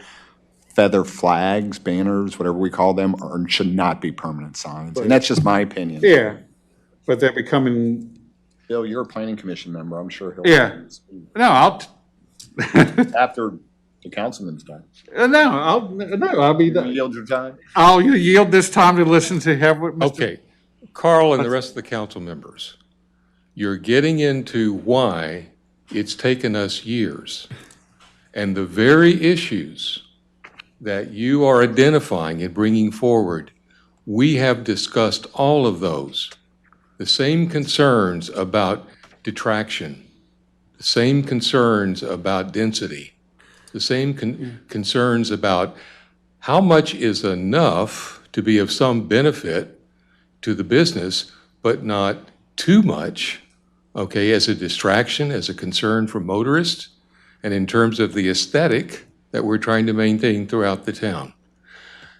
What this comes down to is to do a sign ordinance well, and we were told over and over by other jurisdictions, it's one of the hardest things that a municipality can do, because you're not going to make friends. There's no one that's going to say, we think it's all fair and even and Stephen and so forth and so on. But we still have to do it. It's part of our responsibility, and it's appropriate to do so as well as we can. But at the end of the day, and the more details, obviously, the real crux of the matter is, without enforcement, it doesn't matter how many years it took. It doesn't matter how complete it is, because it's still not being enforced. Yeah. So remember that as well. Yeah, I appreciate it. You worked on, Bill, can you tell me, is there a time limit on the feather flags? You worked on it, and I'm sorry, I didn't. Well, we started, our biggest concern were the temporary signs. And so that's what has taken us the longest The here temporary with this. sign, is that a banner? Is that a feather flag? What's that? Feather flag is temporary sign. Anything that is called a temporary sign is because it's not anchored in the ground. Okay, it can be put out, it can be taken up. Okay, it is considered to be of a temporary duration because of the nature of the advertising objective. Okay. Or they may have permanent signs in place. This could be incremental to it, but it is of a very temporary nature. Okay. And so it has a very shorter time span. Did you define the temporary nature? You just called it temporary because that's kind of arbitrary, right? Temporary, what's temporary? If you'll, We're temporarily we here on need to this give earth. you all of the definitions, so you see it. Yeah, and Bill, this is a good foundation. We're going to banter. And then between, and unless somebody, we may end up having to move this to next month with all the corrections, and things, that we put in there. But we definitely need to hear everybody's opinion. So, Carl, did you have anything else? Well, the feather flag. Yeah. I'm done with that, but I noticed another note here on page 18 and the off-premise commercial signs, page 18B, D is relates to signs on vehicles indicating the name of a business. When the vehicle remains stationary off-premise and for display of such a sign. I think there should be a time limit with that, because then you could just potentially have a person park a vehicle that's tagged in the parking lot, and that could be the sign and never move to get around a Sign. a sign. Get around the ordinance. Yeah, page 1821 B, D. Oh, D. D. Okay, I thought you said. Signs on vehicles indicating the name of a business. Because there's some around here that do park their vehicles in parking lots and stuff to advertise their businesses indifferent, and if they don't move, then that could be considered a sign to get around a sign ordinance size and everything else.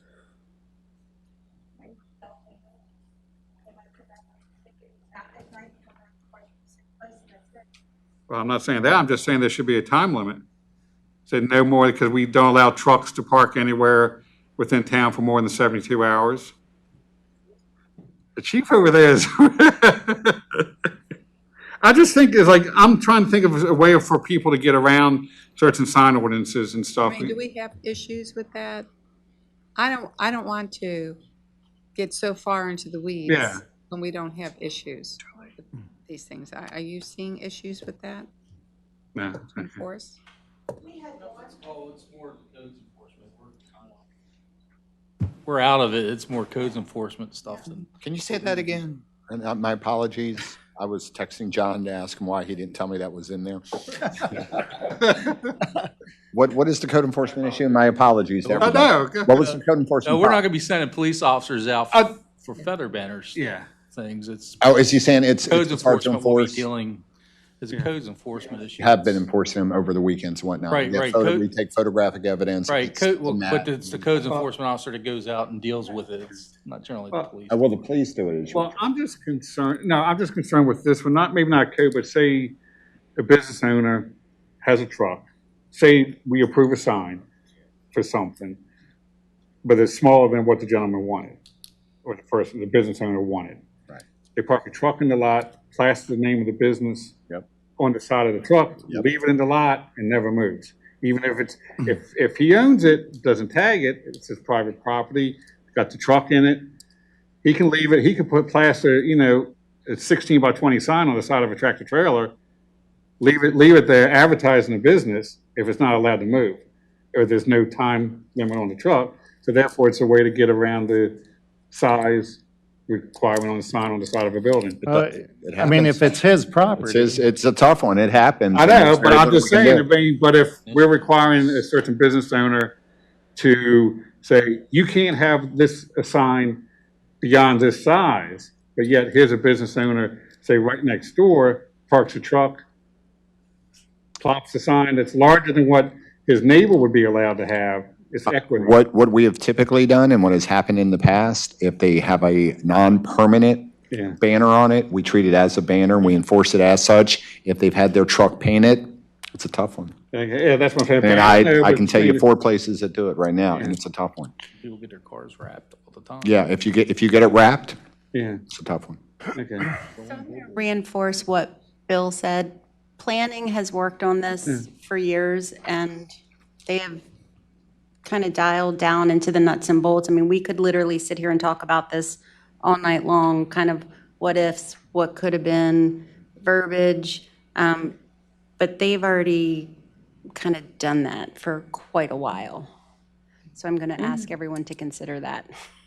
Are you, anything else, Carl? No, that's it. I would just like to see that, and there's some type of time frame, because that would be, Okay. I would look at that as more of a temporary nature than a permanent sign. Yeah, I mean, this, D says off their premises. So in other words, if we have a real estate agent in a commercial zone who parks his truck out there, it's his property, it's his building, he's renting it, so,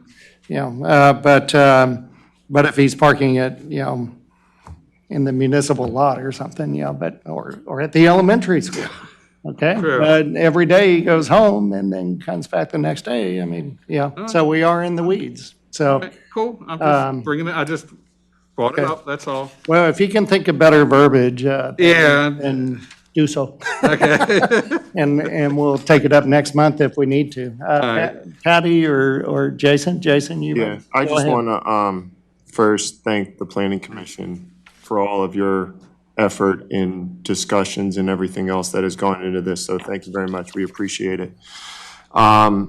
And part of my view is if a business owner can find a way to promote their business and get away with it legally, then by all means, any way you can promote your business and find a way, paint a truck, do whatever, and you bring business into our town, go for it.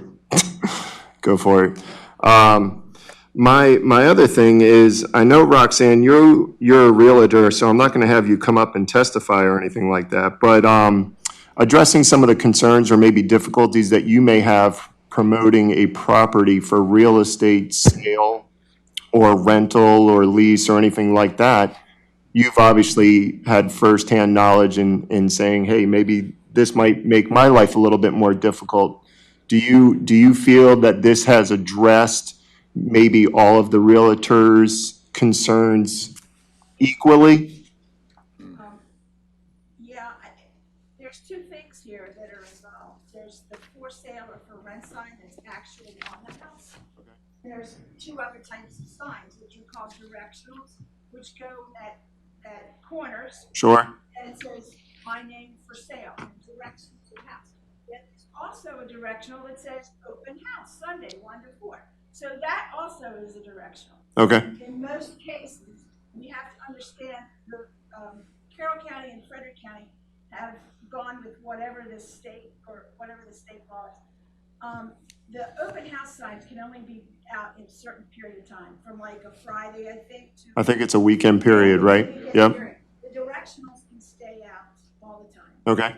What I have a problem with is agents are starting to, if you see the new home signs, you see how they have them, like 3 or 4 of them together, bam, bam, bam. And, and then farther down the road, 3 or 4. Right. Agents had started doing that on our corners of our streets, and Mike O'Brien can attest to that. I mean, I counted from where I came up, from 27 up to my house, Park Avenue, which is where the stop sign is, for example, there were 12 directional signs. There's only 2 streets. Right. Okay? They had like two on each side of 27. They came up 2 where Beck Drive is, 2 on each side of Marydale. So my question is, is it their understanding that because they're putting it on state land, that they have foregone their? They're not supposed to. Okay. But as a town, we're not enforcing that because it's state land. Right. Okay. And the problem is, these things happen. It's the directionals and the open house signs that are the problems, not the for sale signs on the houses. Okay. And you don't have people on the weekends, pulling those signs up. I understand. There's a total warehouse in Fairfax County full of directional and open house signs. Right. I mean, to the top, they can't put any more in there because they go out on the weekends. Okay. That, I just think the agents need to be, do their due diligence and understand their I agree. professionals and use and go with whatever the law states. So I noticed one of the temporary signs, like it was removed out that they could put like for lease in the window. That was removed from the language. If they wanted to put a sign out, just help me understand, they would have to put something out temporarily, sort of like an A-frame sign for that, let's say, business. What, I don't want to get into that. Just for the day, they would have to come back, remove it, the next day, put it back up. I'm fine with that. Almost like a sandwich board. So Roxanne, as a realtor, in spite of these two letters, you are comfortable that what you've written here is fair? I would say with those letters in there, yeah. Okay. What do you mean with those letters Yeah, I in don't there? understand that. You want them to be included? The term realtor is evidently a trademark, and they wanted Yeah, that. they're saying it's a trademark, but I, It is a trademark. Realtor with the R at the end is a trademark. But Not we're- everybody is a realtor. Everybody's a realtor, but not everybody's a realtor.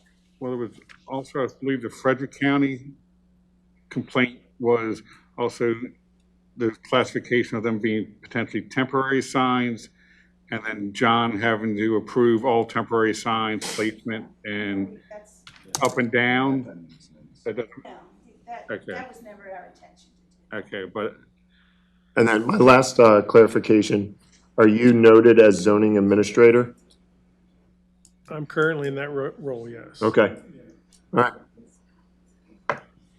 I have no further questions. Patty or Pam? I'll just go real quick. Yes, I feel Bill and Roxanne's pain because I started on the planning commission in 2009 and we were discussing the sign ordinance. Here I am 10 years later, looking at one.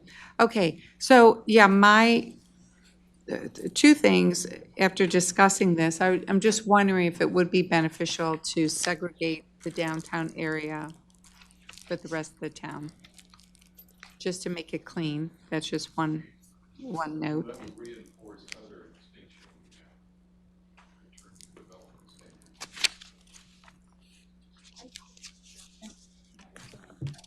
Does. I'm sorry, but if we're going to keep listening, somehow we got to get a microphone on you. Yeah, I okay, don't, I don't mind how we do it. We can move, Discussing. I mean, if you come up front, maybe we can slide a microphone over to you and let you stay seated or, but I know there's people at home going, what's this? This woman saying, I Okay. thought, and I apologize, I didn't read up on this because we have been doing it for so long. Okay. I thought that the downtown zone had its own design criteria and sign criteria. So that's not you don't include the downtown zone in anything that we've given you. It's already done. It's already in. Okay, Tom, It are we exists. covered then if we don't include it in the sign ordinance, the downtown zone? Are we covered somewhere else? Well, two things. First of all, there is some coverage of the DTZ separately, and that's on page 13. Okay. 21. What it basically does, though, and the only thing that the signs ordinance does, is it excludes two different signs as being allowed at all in the DTZ. One is the living or human signs, and the other is, it says feather banners. It probably should say feather flag. Feather flag.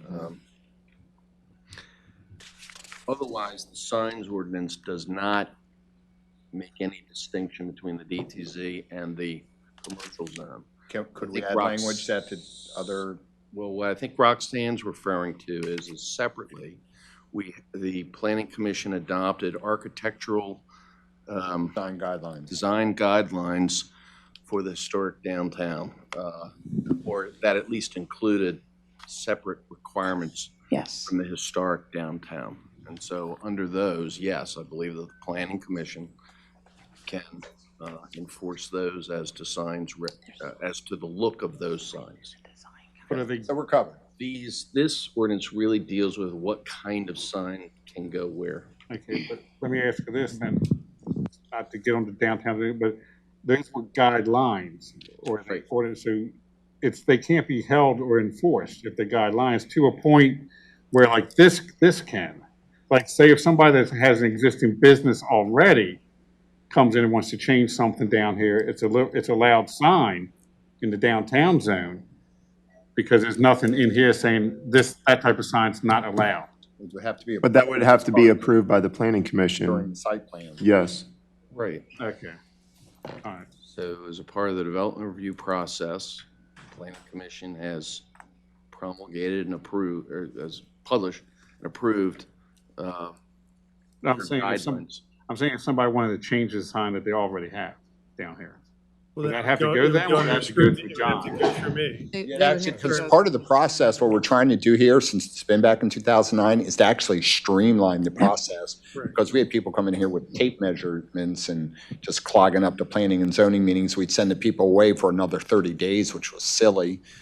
So we're trying to make it all administrative so John can handle it. So I just want to make sure we're protected. All good points, to make sure we're protected. Larry, the only time that a sign would come to us is if we originally approved a site plan with a sign on it and they wanted to change the sign. That has to come to us because that's part of it's an amended site plan. Is that correct? That is correct. All right, cool. Change the sign, are you talking just size and stuff, or the whole look? The whole look of it sometimes. So food line? Food line, yes. Right, Burger King. right. The other thing Now we're all is, hungry.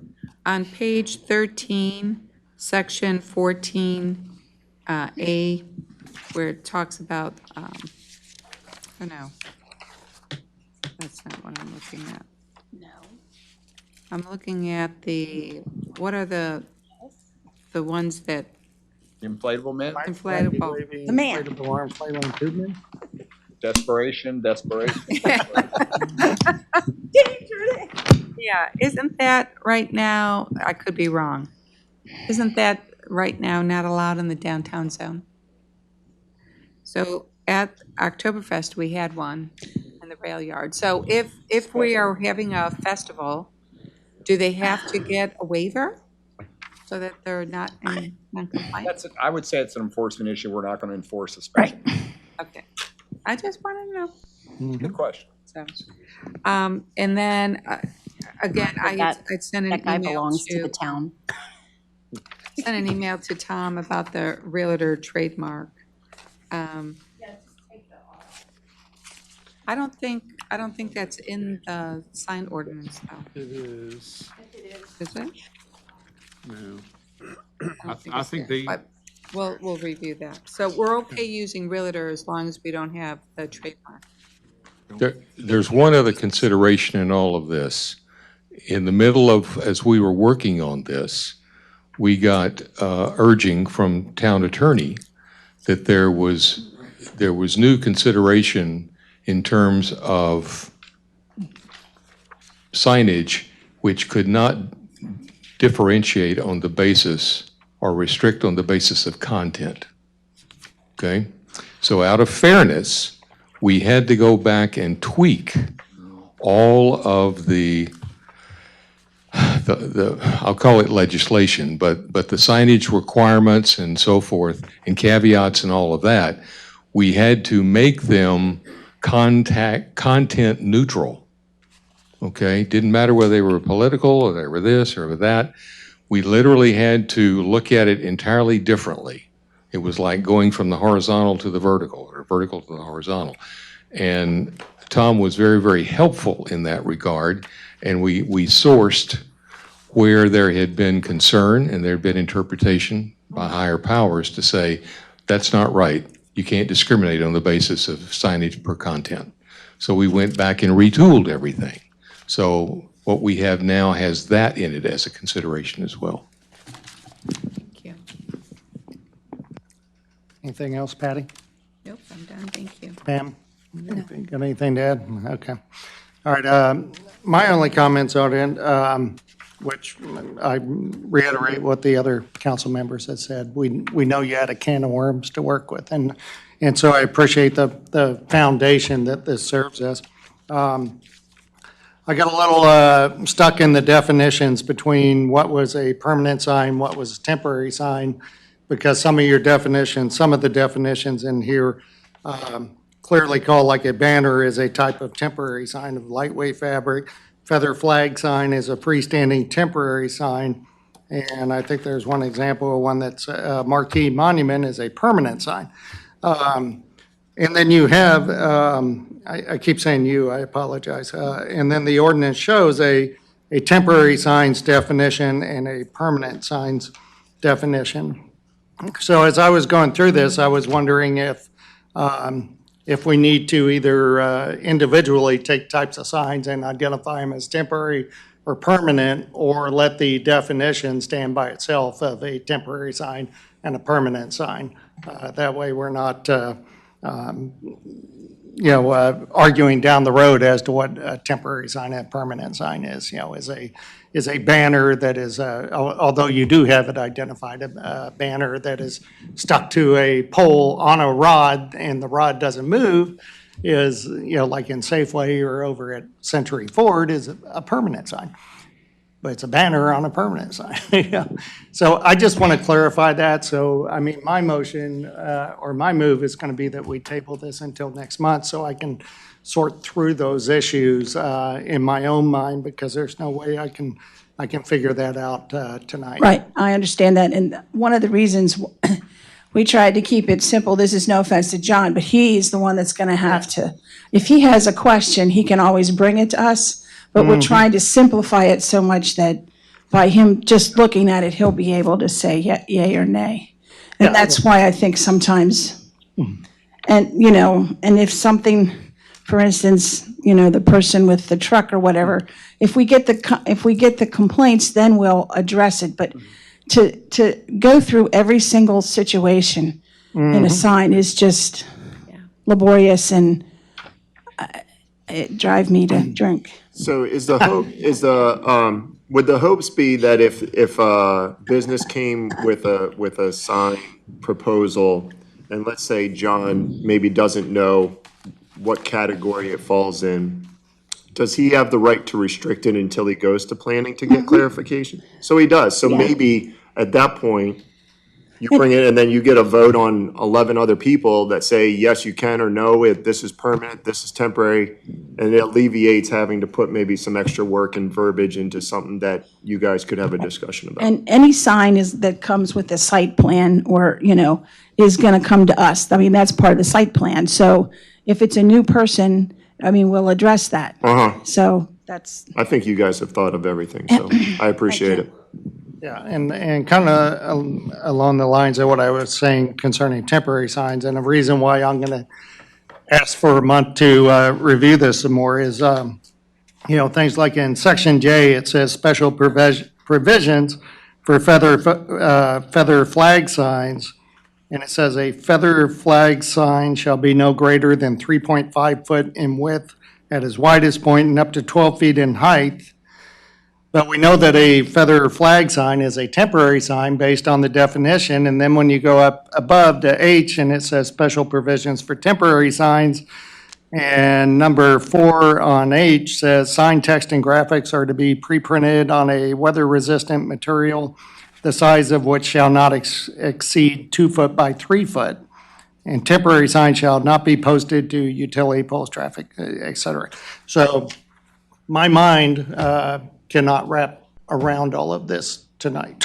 So I'd like to have another month to look at this. I don't know how y'all feel. And I'll meet with anybody. I do see some discrepancies between the feather banners and feather flag signs, and I also see that there are some issues with the definitions. So I'm going to try to compile what I'm hearing tonight and what revisions should go in here. And then also with the definition underneath the temporary signs, again, it doesn't mention an actual feather flag sign. It talks of a banner. And when I think of a banner, I don't think of a feather flag sign. I think of the thing that has 2 posts in the ground and it's strung across and it's saying Oktoberfest or whatever. That's a banner.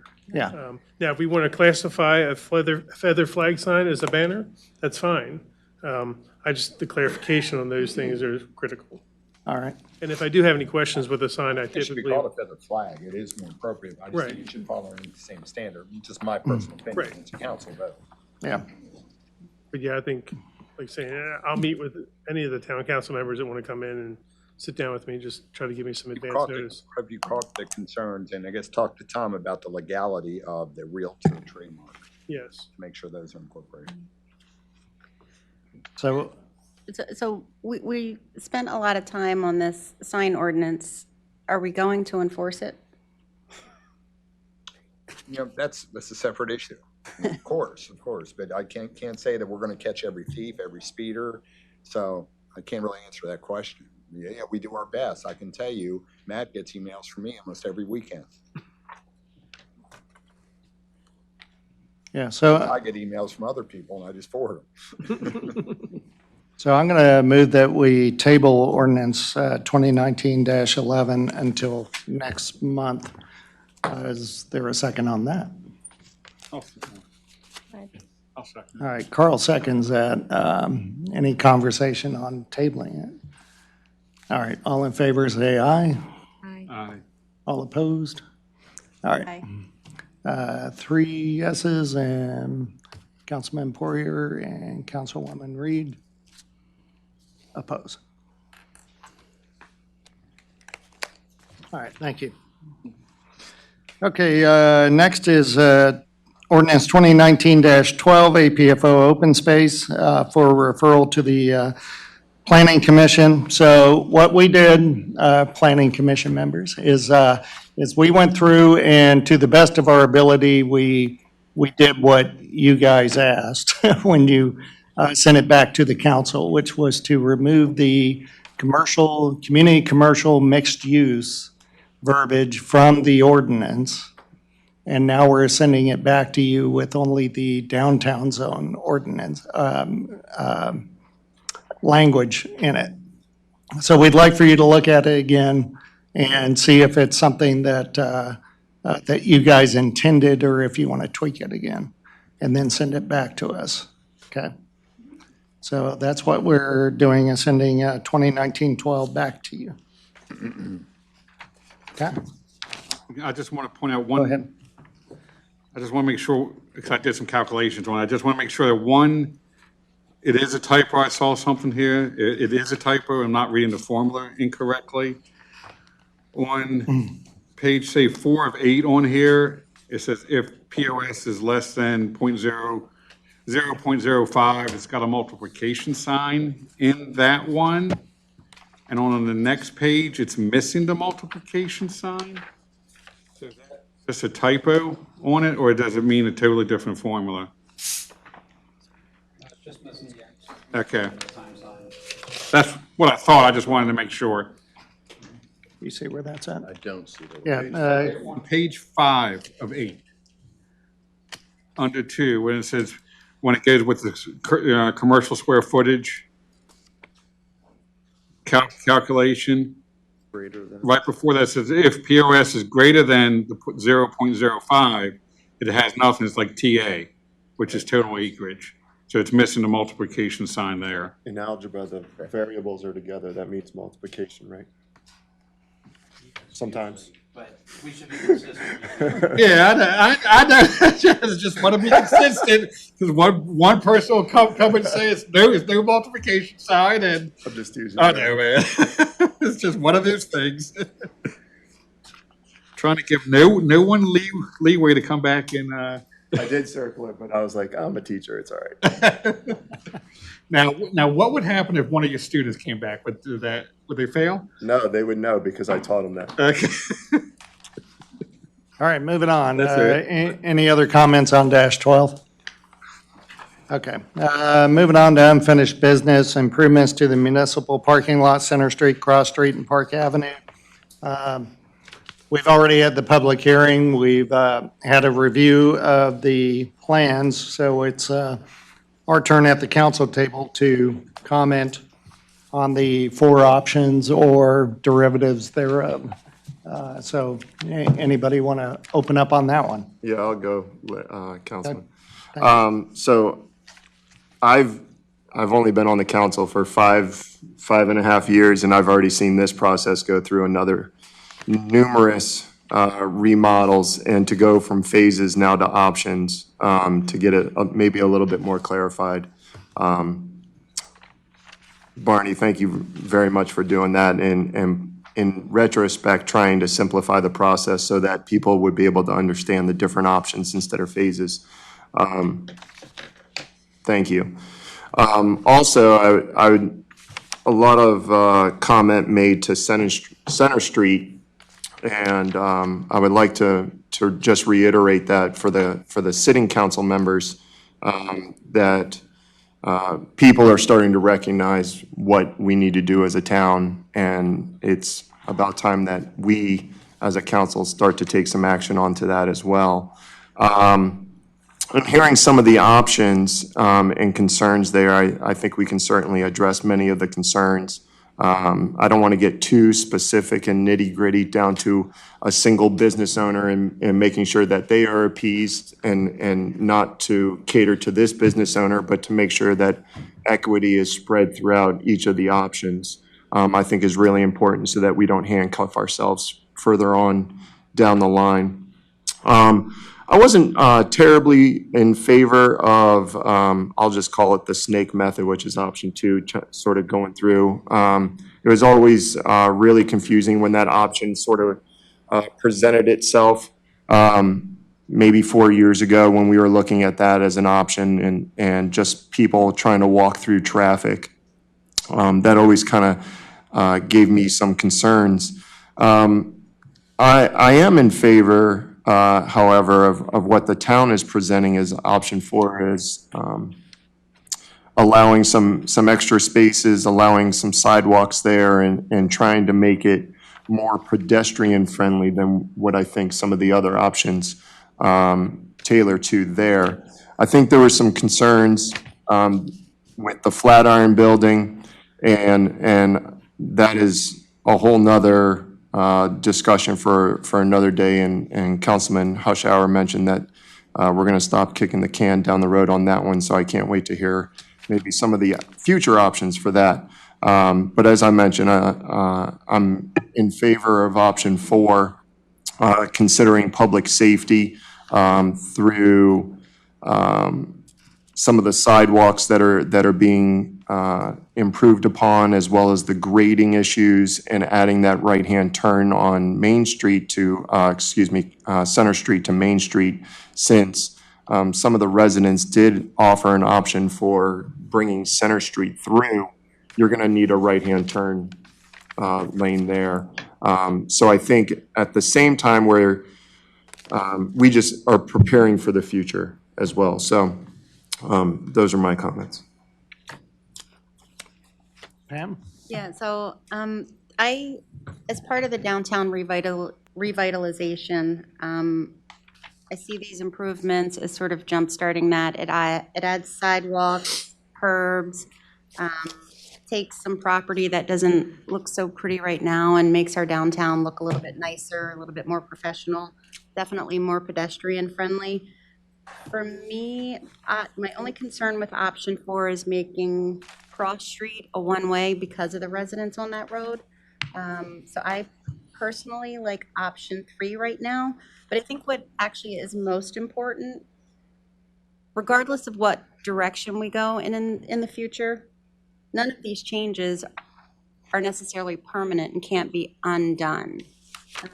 I think we do need to focus on Center Street, but I think this gets us a little bit closer, whichever option we decide to go with. And if, I'll just tag team on to what Pam was talking about. If Center Street opens up, those people will not have a problem making a right-hand turn to go to 27. It'll be much faster and easier. And also with Center Street opening, it actually will reduce the amount of traffic on Park because more people will come into downtown Mount Airy from Center Street. So. Okay. Carl? I'll start at this end.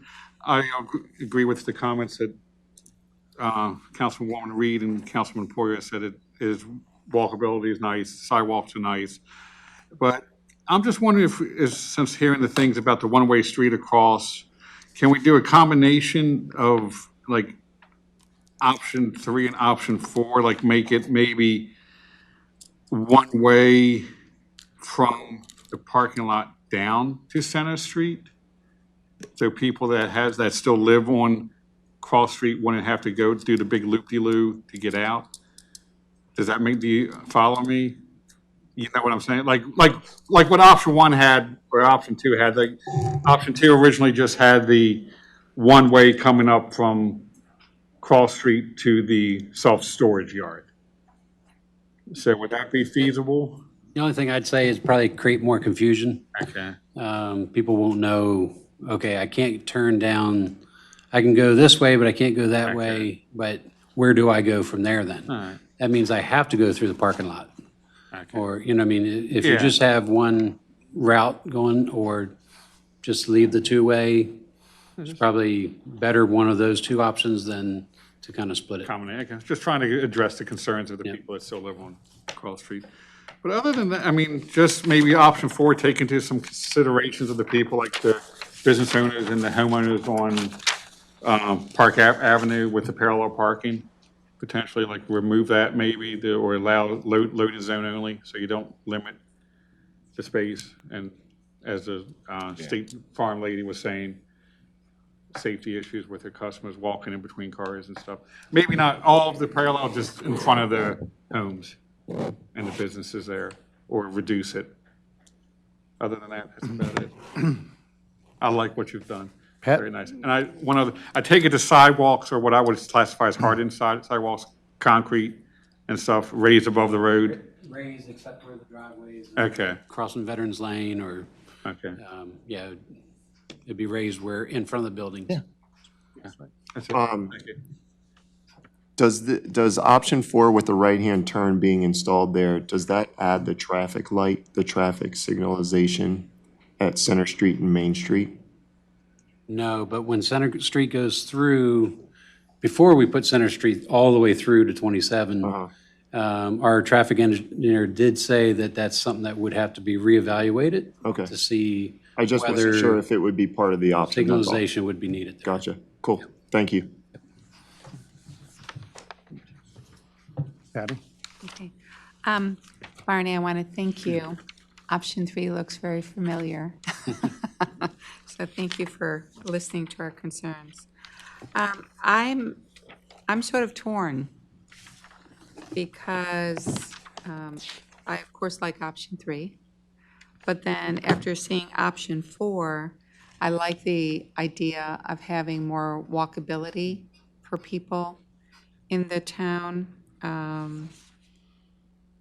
But I do want to try to help the people that actually live on Cross Street so that it doesn't become a huge problem for them. I mean, I guess if we made it one way, then they could go through the parking lot and go on Veterans and go back up Park Avenue, but it is inconvenient for them. So I'm torn between the two options. I'd have to look at it a little further, but it looks good. The only concern I would have, Hattie had mentioned, is there more walkability in option 3 than option 4? Because I would say leave it two ways because of the two residents there until Center Street goes through, and then at that point, make it one way. Is there a walkability difference between options 3 and 4? It just adds the sidewalk. Sorry, I didn't mean to. Yeah, Go ahead. that's okay. Just getting around the shops of yesteryear building, it allows room. Adds the sidewalk. Because you're limited to 20 feet. Yeah. That's all you have between the building and the grass. I would suggest you not handicap those residents and go with the option to keep it both ways until Center Street goes through, and then do that.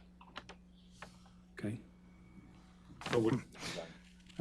All right, well, there's a couple of things that could be tweaked. First of all, like, option 3 is the one that I would build off of.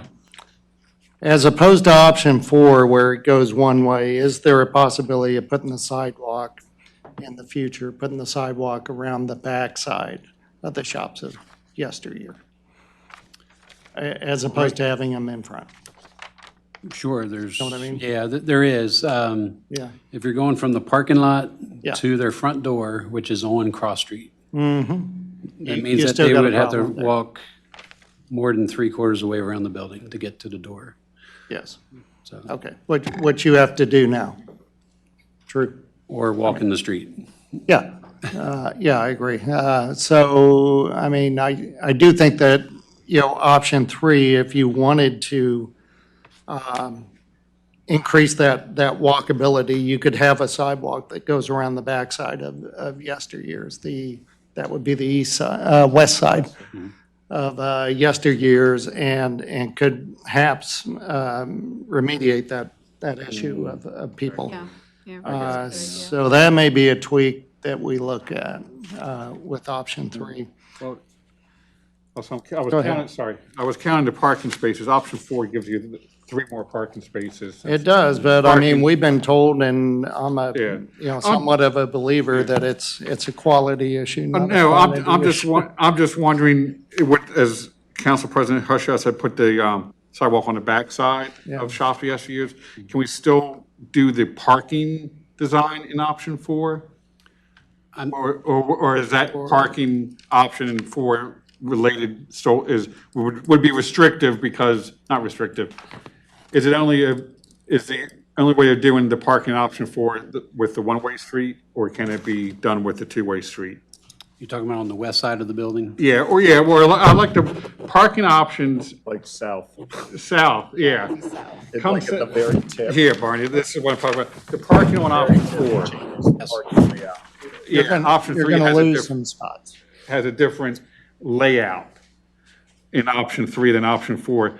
If we do option 3, can the parking layout in option 4 easily be put into option 3?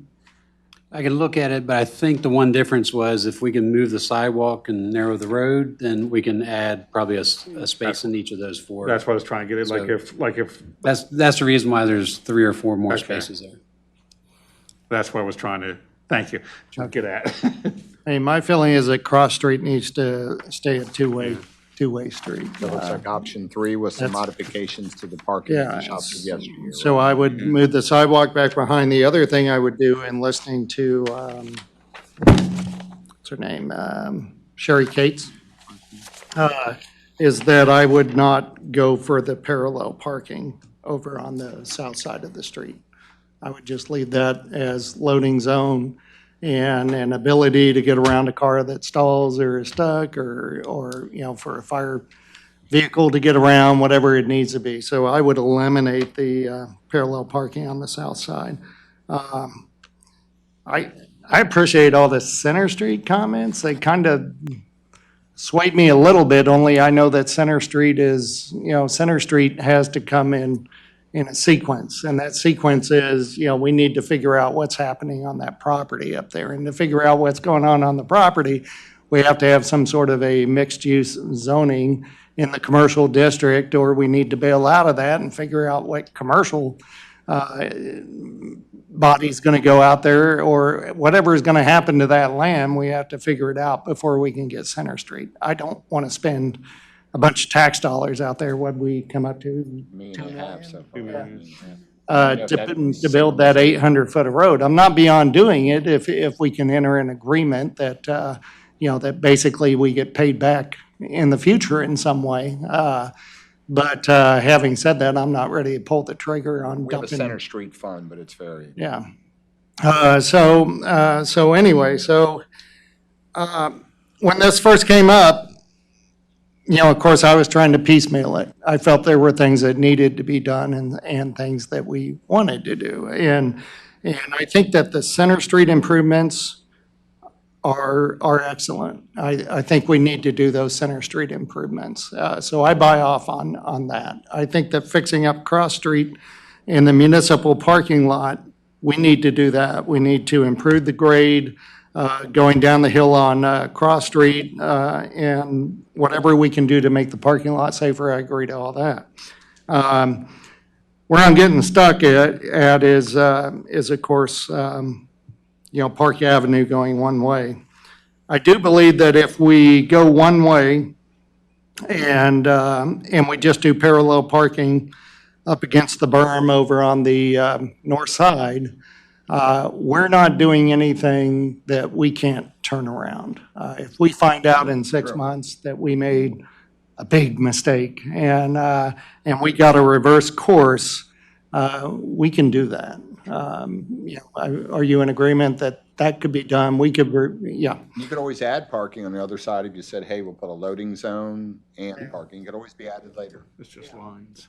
Yeah, so my feeling is, and what I would suggest is that we go with option 3. We look at putting the sidewalk behind yesteryears. We get rid of the parallel parking up against the State Farm Agency, that side of Park Avenue to allow more flow. That's another thing that 6 months down the road, if we say, hey, you know what, we can afford that and go ahead and put that in. I would also, the last comment I'll have is that, that brown building, the shed over there, it'd be nice if we incorporated a way to get rid of that shed in this plan, get rid of the unsightly brown shed that's falling down our dilapidated building that we can take care of now. Be an extra $100,000. No, I'm just kidding. So that's my feeling on all that, is that I'm willing to go one way on option 3 with those modifications. So how do other members feel about that? Is that reasonable, or is that, well, I don't. I would like to make a motion and to move Do option. we need a motion or consensus? Oh, I'm sorry. Did I just? I'm trying to figure out. Okay. Yeah, I was a little bit, we don't have a contract. I guess we can do it as a motion and see how that plays out. So go ahead. Okay, so I'll move to move option 3 forward for Barney to review. Who are you discussing this with? Take it to our civil engineer, have him draw it We up. have the funding, so are we reviewing and coming back, or we're doing it? Funding's there. Right. We could go to our civil engineer, have him draw it up, and I can share it with you if you want to do it at the next meeting or maybe. Yeah. You want to do it that way? Yeah, I think that sounds fine. So, the motion allows Barney to move forward on this, so. Okay, so I move that you move forward with option 3, review it with the civil engineer, and bring it back to us at the next meeting on November 4th for review and approval. And that's with the 3 things that Larry had mentioned. Option 3 with the parking lot behind, or I'm sorry. with the- Sidewalk behind yesteryear, removing the parallel parking. Yeah. Remove the shed. Yeah. And get rid of the shed. Here's one. I'm gonna put a little buzz in everyone's ear. There might be some activity on that building, so I don't know that we want to go spending our money putting sidewalks behind it. Oh, yesteryears? Yes. Okay, all right. Well, we can draw up a plan and. So you can hold off on that We can hold- phase. Yeah, we can. Thank you. We can phase that, make that phase 2 or something. Okay. Okay, Smart. All right. okay. More phases. Okay. Is there a second to Patty's motion? If nobody else wants to second it, I will. Second it. Okay. Pam seconds. All right, any more discussion? All in favor, say aye. Aye. Okay. All opposed? All right. Councilman Poirier opposes. Everyone else in favor. All right, so we have a direction to go, at least. Okay. All right, new business, recommendation for award Mans Woodward Studio for feasibility study of the permanent police station. I assume Barney, have you got that? Sure. So we, for the feasibility study, we put out, an RFP, request for qualifications and proposals. We had a lot of interest that picked up plans. They pick them up online, and so we could see a lot of interest there. We ended up with a few. How many did we end up with? We ended up with 3 acceptable proposals and interviewed 2 of those. And then we narrowed it down to Mans Woodward having the, probably the most experience and certainly a well-executed interview. We did contact their references. We contacted 3 of them, and all of them said had great reviews for them. And so we recommend moving forward with a feasibility study for the police station with Mans Woodward in the amount of $31,500. Okay.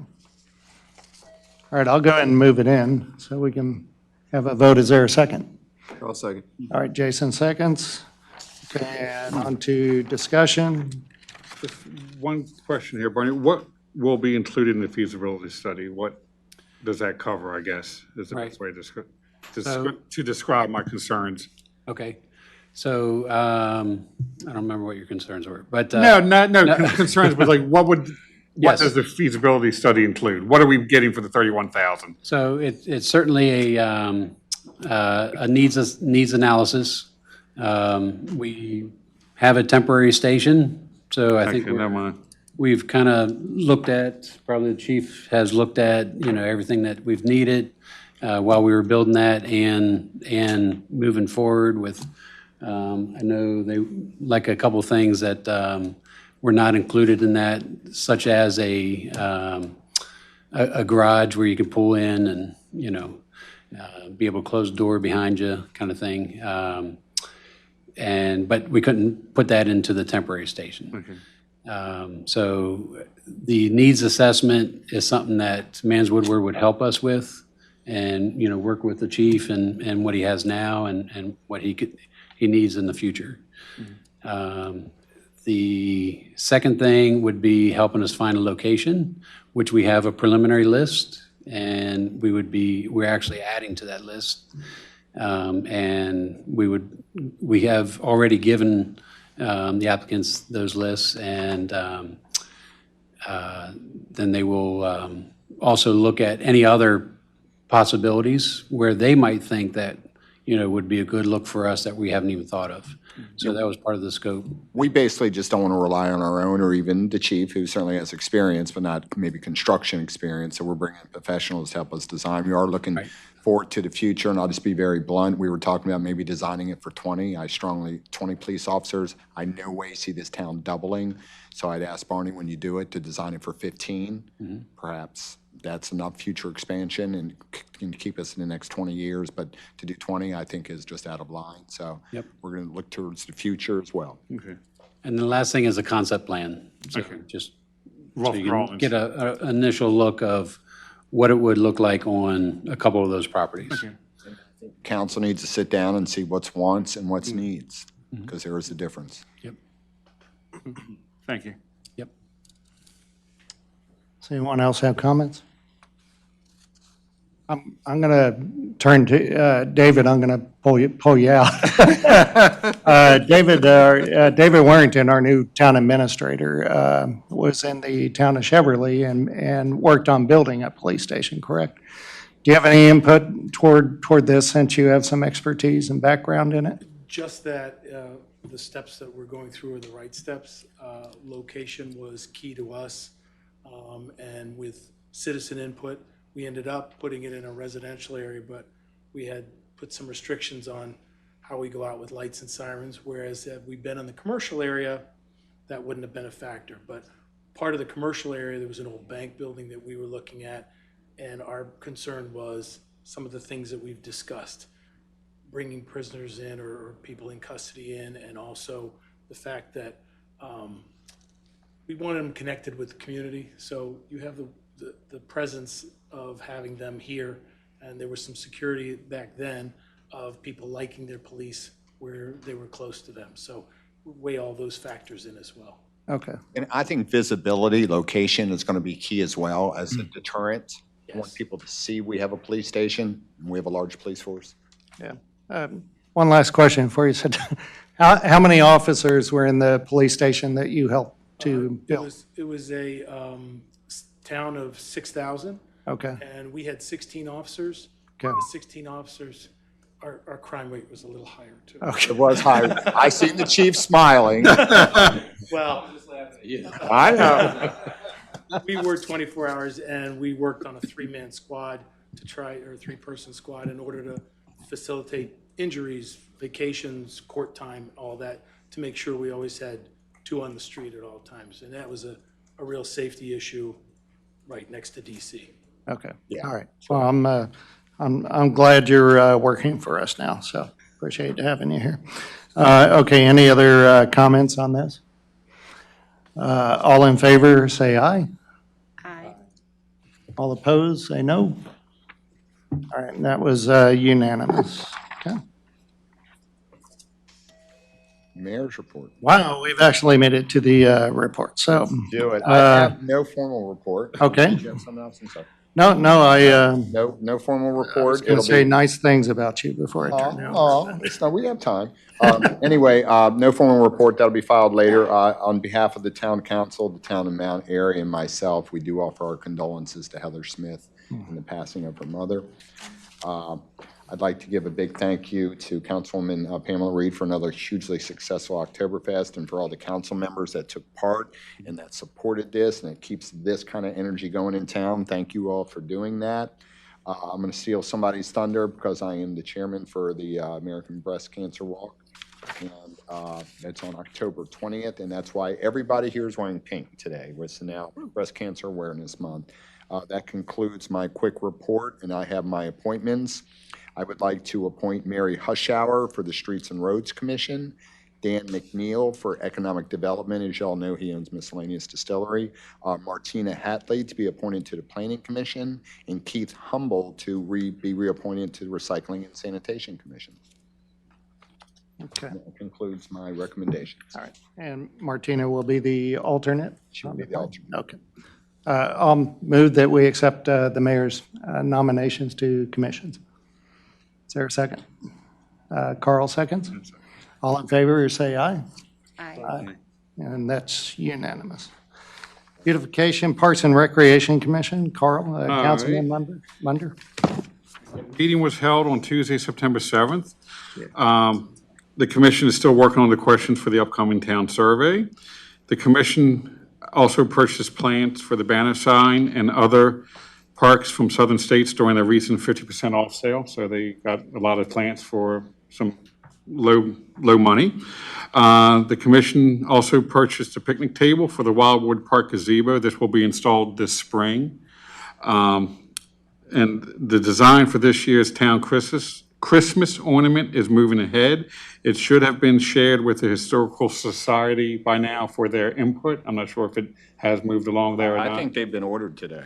Okay, so. Yeah, Mary talked about it last week, so. Tina, Tina was yelling that they be ordered today. Okay. I was here.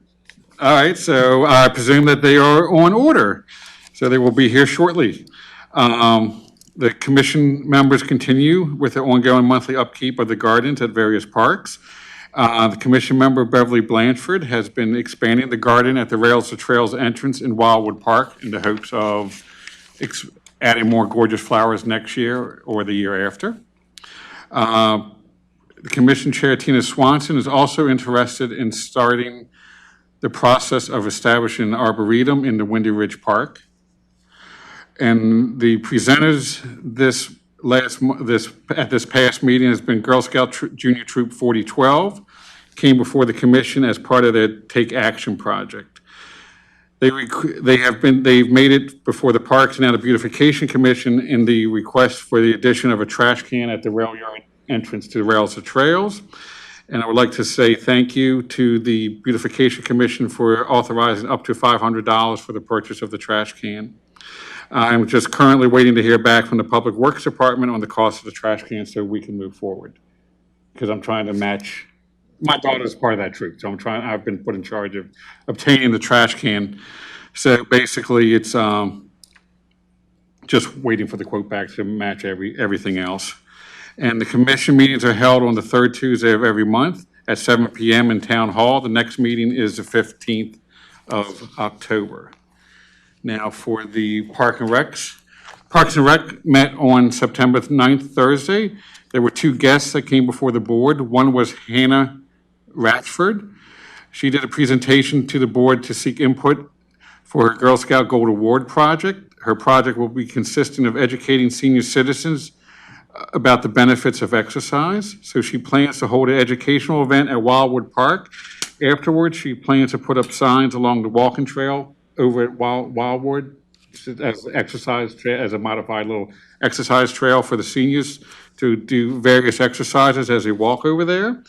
She will be working with the Planning Department and Public Works Department on the signs, I believe, to see what the best location design for. The second speaker was Kristen Furr with the Mount Airy Christian Academy. She came before the board to inform us of an upcoming 5K this spring that will be held in Watkins Park on May 16th, 2020. The event will be held from 7 to 11 with an atmosphere of a festival being held. They have partnered with the organization Life Water. This is an organization that helps with the construction of water wells in developing nations. So all proceeds from this 5K will go towards the construction of a water well in Africa. The big discussion that happened at this Parks meeting was the annual allocation of field space for 2020. So to cut the long explanation, to make the explanation short, there continues to be a shortage of field space within town limits. And this will be an ongoing problem for the years to come because Maya has expanded this year with the addition of softball, and we've had three other organizations request field space this year that were outside of town boundaries. 2 were inside of town and 1 was outside of the town boundaries. Now for quick updates on some of the parks, East-West Playground update. The town is now looking into options from different various supply companies, so we hopefully will have a new park design for the East-West Playground soon. The Summit Ridge Pavilion is under construction, so hopefully within the next month, there will be a new pavilion at Summit Ridge Park. Last month, or the past couple months, there have been traffic issues have been mentioned to the commission on the road that leads to St. Andrews through Watkins Park. Basically, the town has decided will be installing speed limit signs of 15 miles per hour along that section of road to hopefully slow people down. The dinosaurs in Wildwood Park have a fresh coat of paint thanks to the Public Works Department. The board is also looking into the costs associated with adding a new swing set to the Wildwood Park to replace the old one that was removed from the castle/pirate ship due to safety concerns on it. This is for Councilman Poyer's benefit. The field fencing over at Bryson's Field has been mentioned several times there to either replace it or fix it due to the vandalism that has opened up gaping holes in there. And I'm just currently waiting again from the Public Works Department to see if what they would prefer and how much it would cost to see if a budget amendment needs to be done or if we can budget it for the upcoming fiscal year in 2021. Quick couple upcoming events. This Thursday, October 10th, there will be another Pickleball 101 class at the pickleball courts at Prospect at 10:30. October 20th will be the breast cancer walk at Watkins Park. And October 26th will be the Spooky Trail in the rail yard. And this year, we have the addition of haunted tours being hosted by the Mount Airy Art Alliance.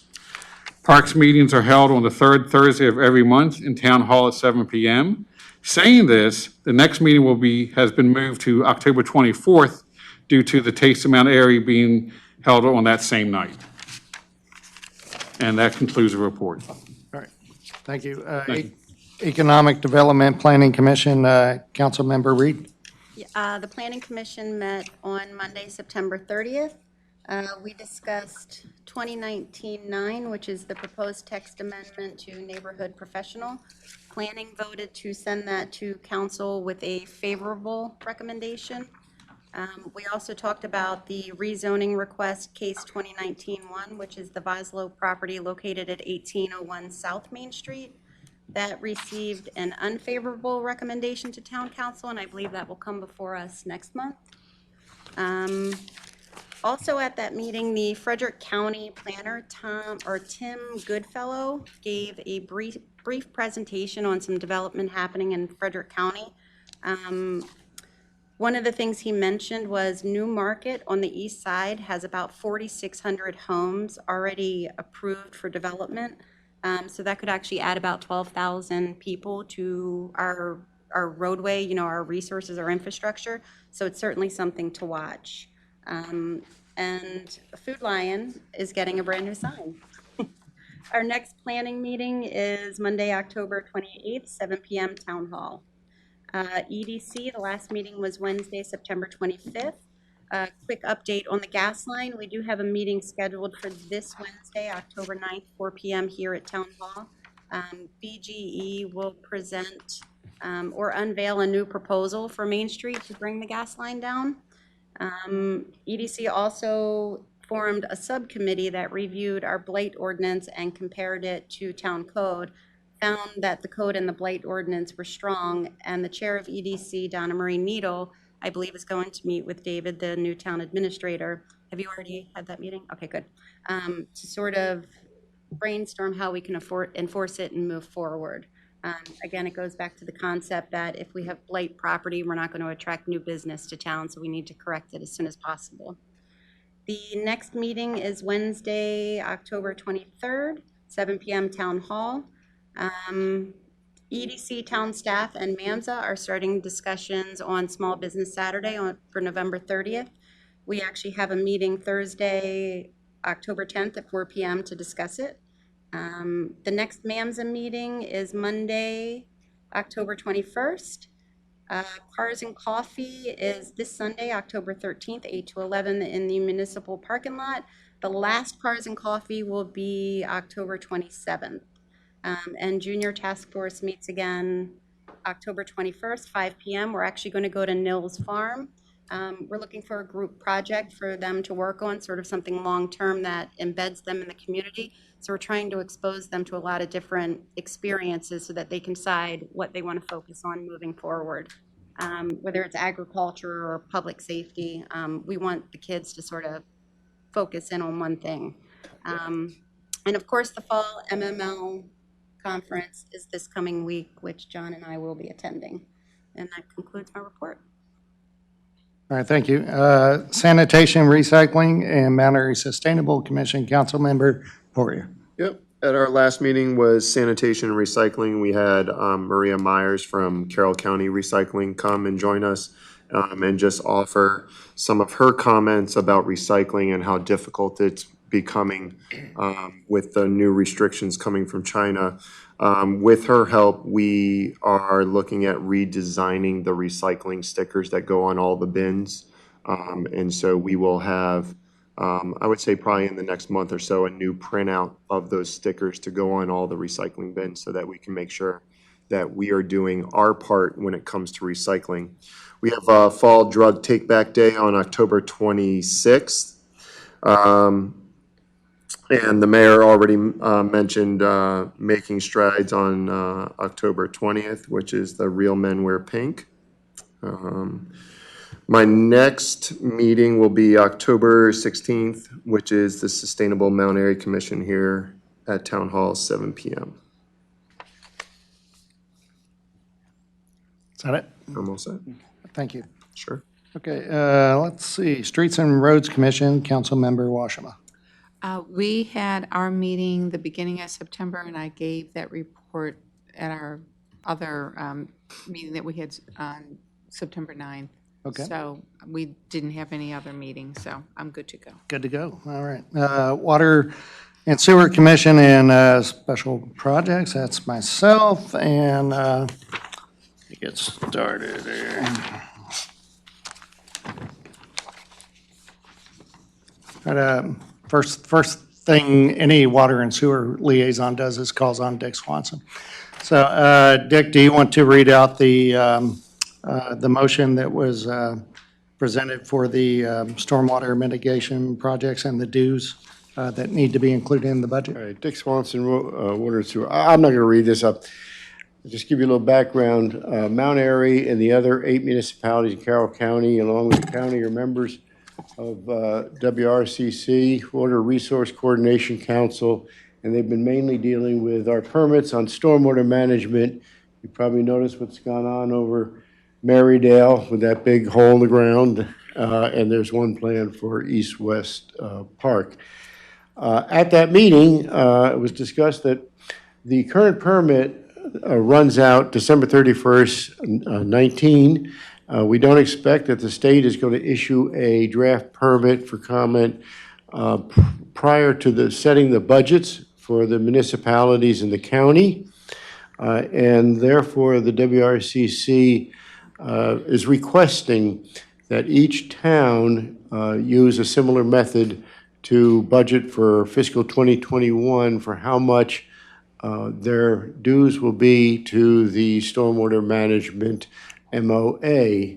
And it's based on using for FY 2021 the dollar amount that the town has in its budget for FY 20. So I don't think we need a vote, but what we need is a consensus of the council that you're willing to put that dollar amount in the budget. That's $82,000.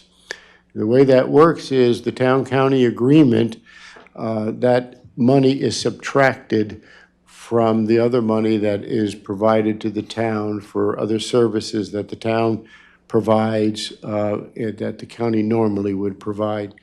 So what this is asking is that you just hold the budget consideration at $82,000 for how much the impact of Mount Airy's contribution to stormwater management in fiscal year 21 to meet the state permit requirements when they are eventually ratified.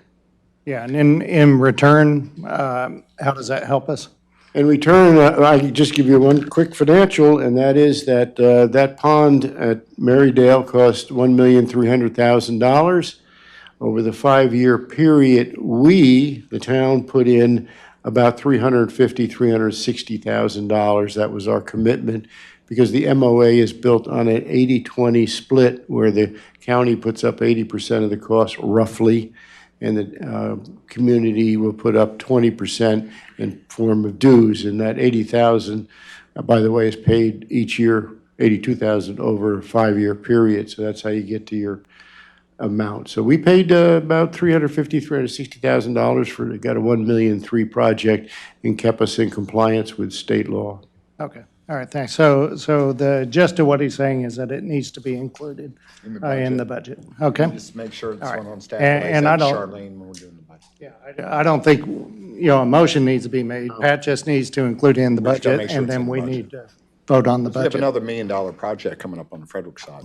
Yes, we On the do. Frederick side. And now the Frederick, have they also?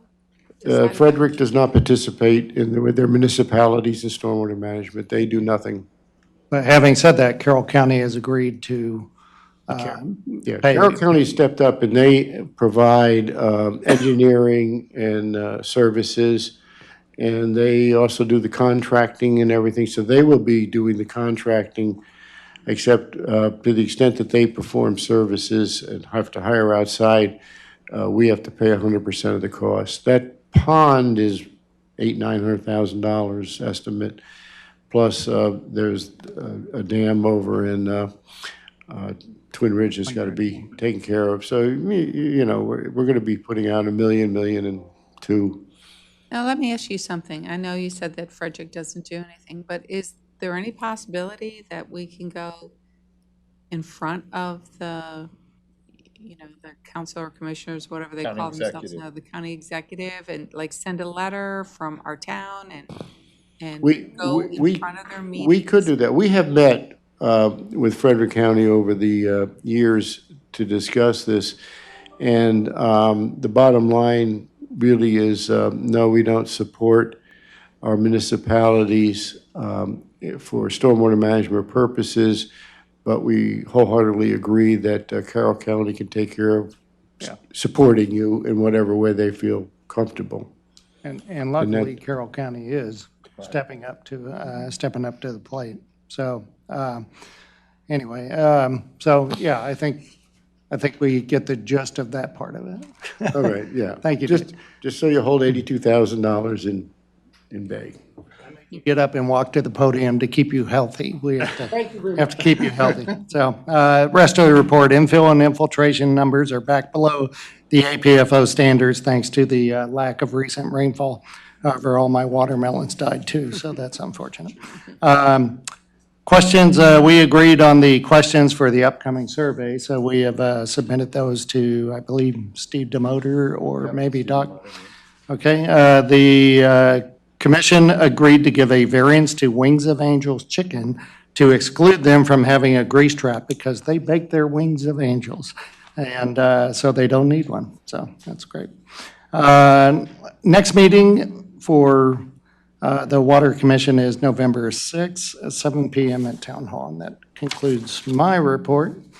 And I think that now I've lost my, we're getting there. We're down to the Town Administrator report. And welcome aboard. Good evening. I guess first I can report there's been a hiring and there's a new town administrator. And it happens to be me. And when I came on, everyone told me how great the staff was. And in 3 weeks, I can confirm that they weren't lying. So it's quite a talented group, and I've enjoyed working with them so far, and hopefully they've enjoyed working with me. I have to poll them without me in the room. But I did go to the meeting with Mr. Swanson and found that he's a wealth of knowledge, and he's trying to provide me with as much as I can absorb, and so I appreciate that. And there was a presentation at that meeting. There was a young lady talking about protecting our groundwater. And Mr. Swanson was talking on the ride home, and I know he has some educational ideas that he's going to run with, but it was eye-opening to me as well as to how to protect your source water. And so maybe we'll be able to share that with you. One of the topics of discussion in the House has been the upcoming potential master plan, since I'm reading one that says 2013. And there's been debate in staff of whether it's 7 years from 2013 or 7 years from when it was adopted. So we'll help, hopefully you'll help us filter that out and figure out where we're going to go from there, and we can prep to maybe update and get ready for that. The chief and I have met. We've talked about code enforcement, and we've met with Ms. Needle and talked about where we might be able to go from here. And he has been kind enough to let me work with him, and hopefully I've asked him if I can do a ride-along with Matt, and he's agreed to that. And so I've been doing code enforcement since the early 80s, so I hope that Matt can show me what he does, and maybe I can help Matt out, and we can get moving on that and go where hopefully you all want us to go. Okay. Okay. All right. That's it. Thank you. All right. Okay. Town Attorney report. Since the last meeting, I worked on the Dorsey Town annexation and also essentially to provide legal advice to the Planning Commission on the Vossloh property, which they took up at their last meeting. And countless other phone calls. A few phone calls. All right. And code enforcement, was that in our stack somewhere? Yeah. I think, okay, all right, so got that report. Okay, so closed meeting, do we need that for the regular property? True? Not me. We did. Okay, so, no, she's fine. Okay, so I'm going to move that we go into closed meeting to consider the acquisition of real property for a public purpose and matters directly related to thereof, subject regular property. And concluding that closed meeting, we will consider this council meeting closed. And we'll do a roll call. Councilmember Reed, do you agree to that? Yes. Councilman Poirier, I agree to that. Patty? Yes. And Carl? Yes. Okay, all right, so we're in agreement. So we'll move into closed session at this point. Thank you.